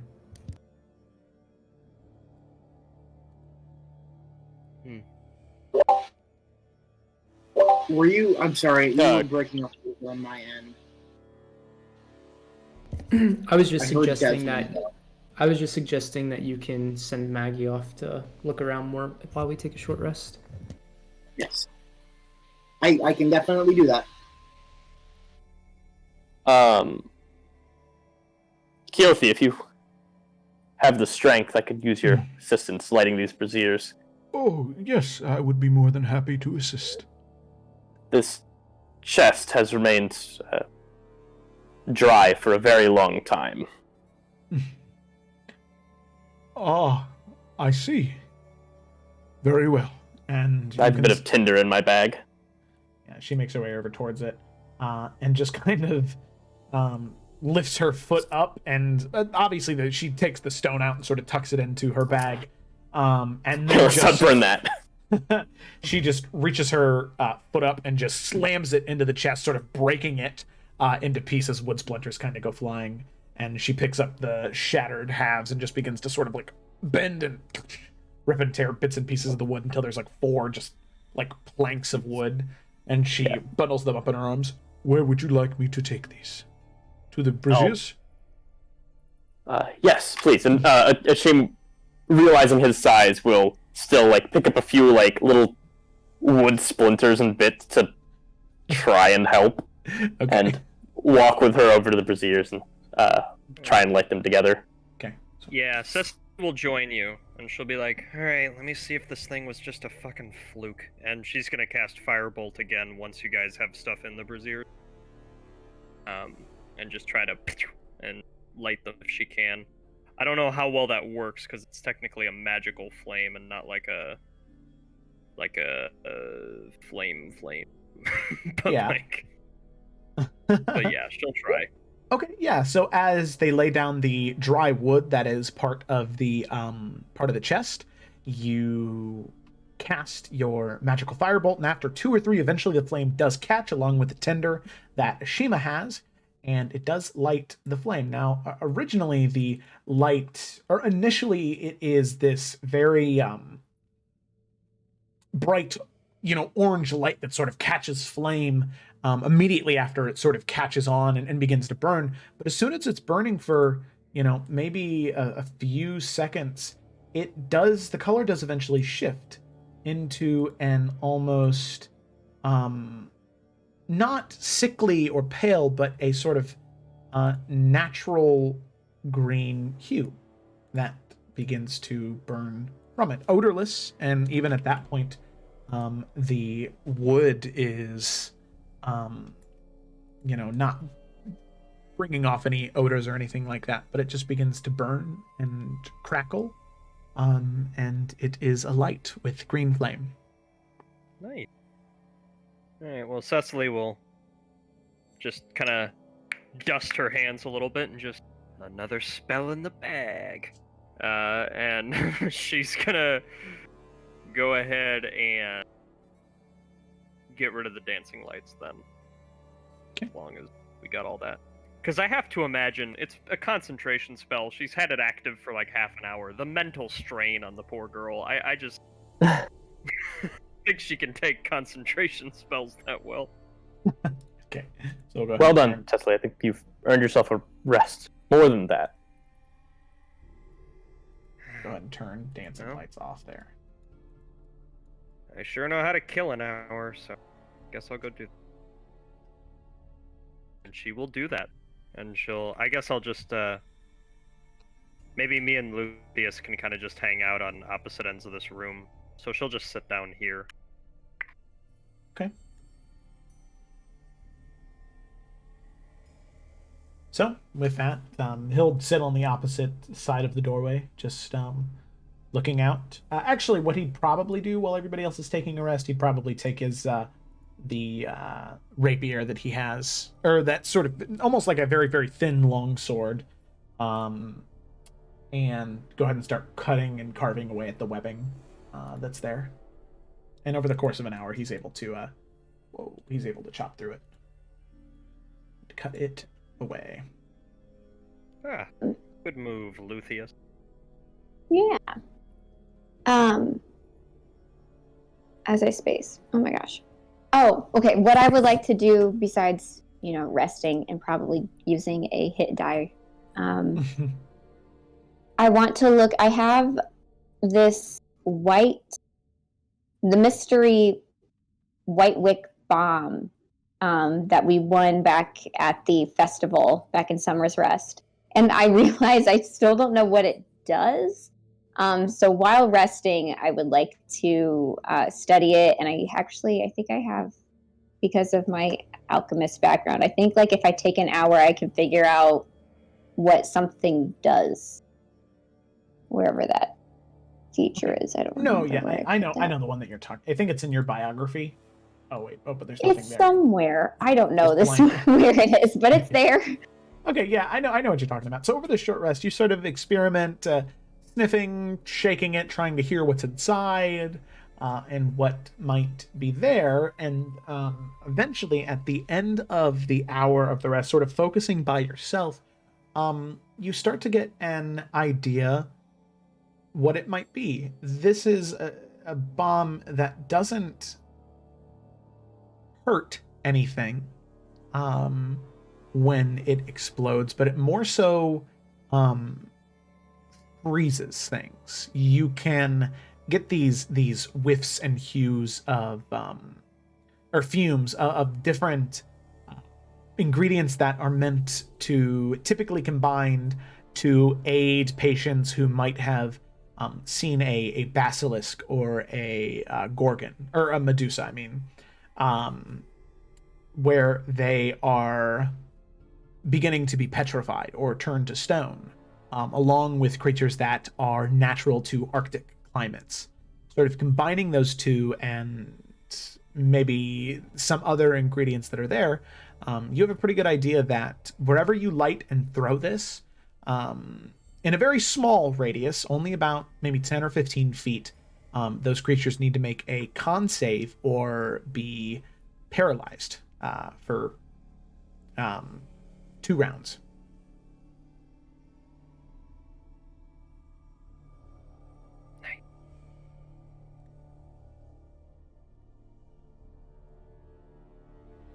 Okay.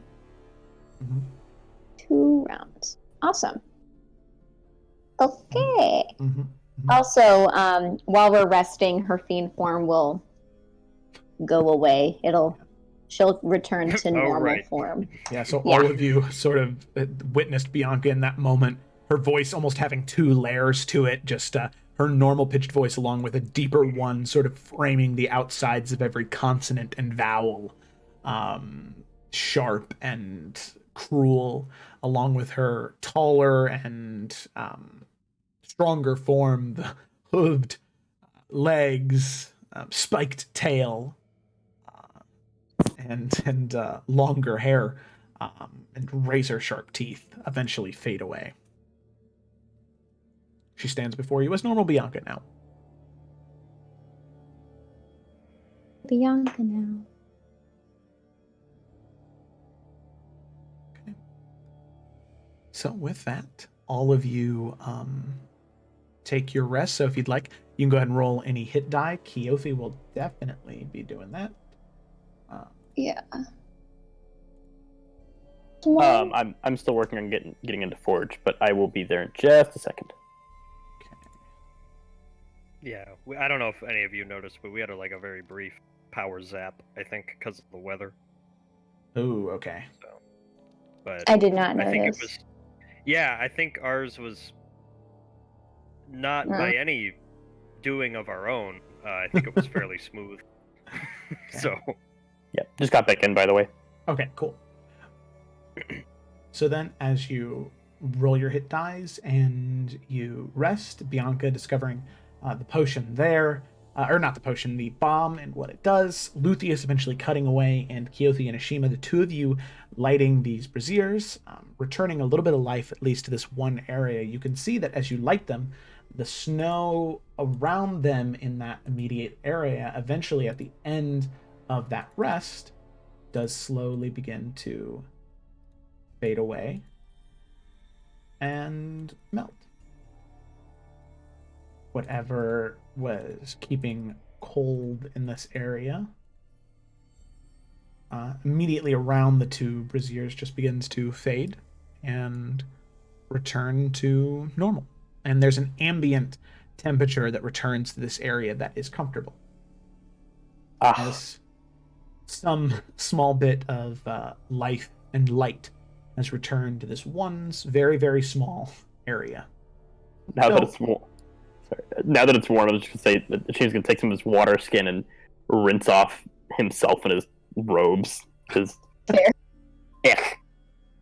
So, with that, as all of you clean yourselves off, finish your short rest, and prepare to head deeper into whatever nightmares await you in this dungeon, that is where we're going to go ahead and end tonight's session. For whatever may come up next week, we'll have to find out next week. There we go. Well, good job. You made it through the first one.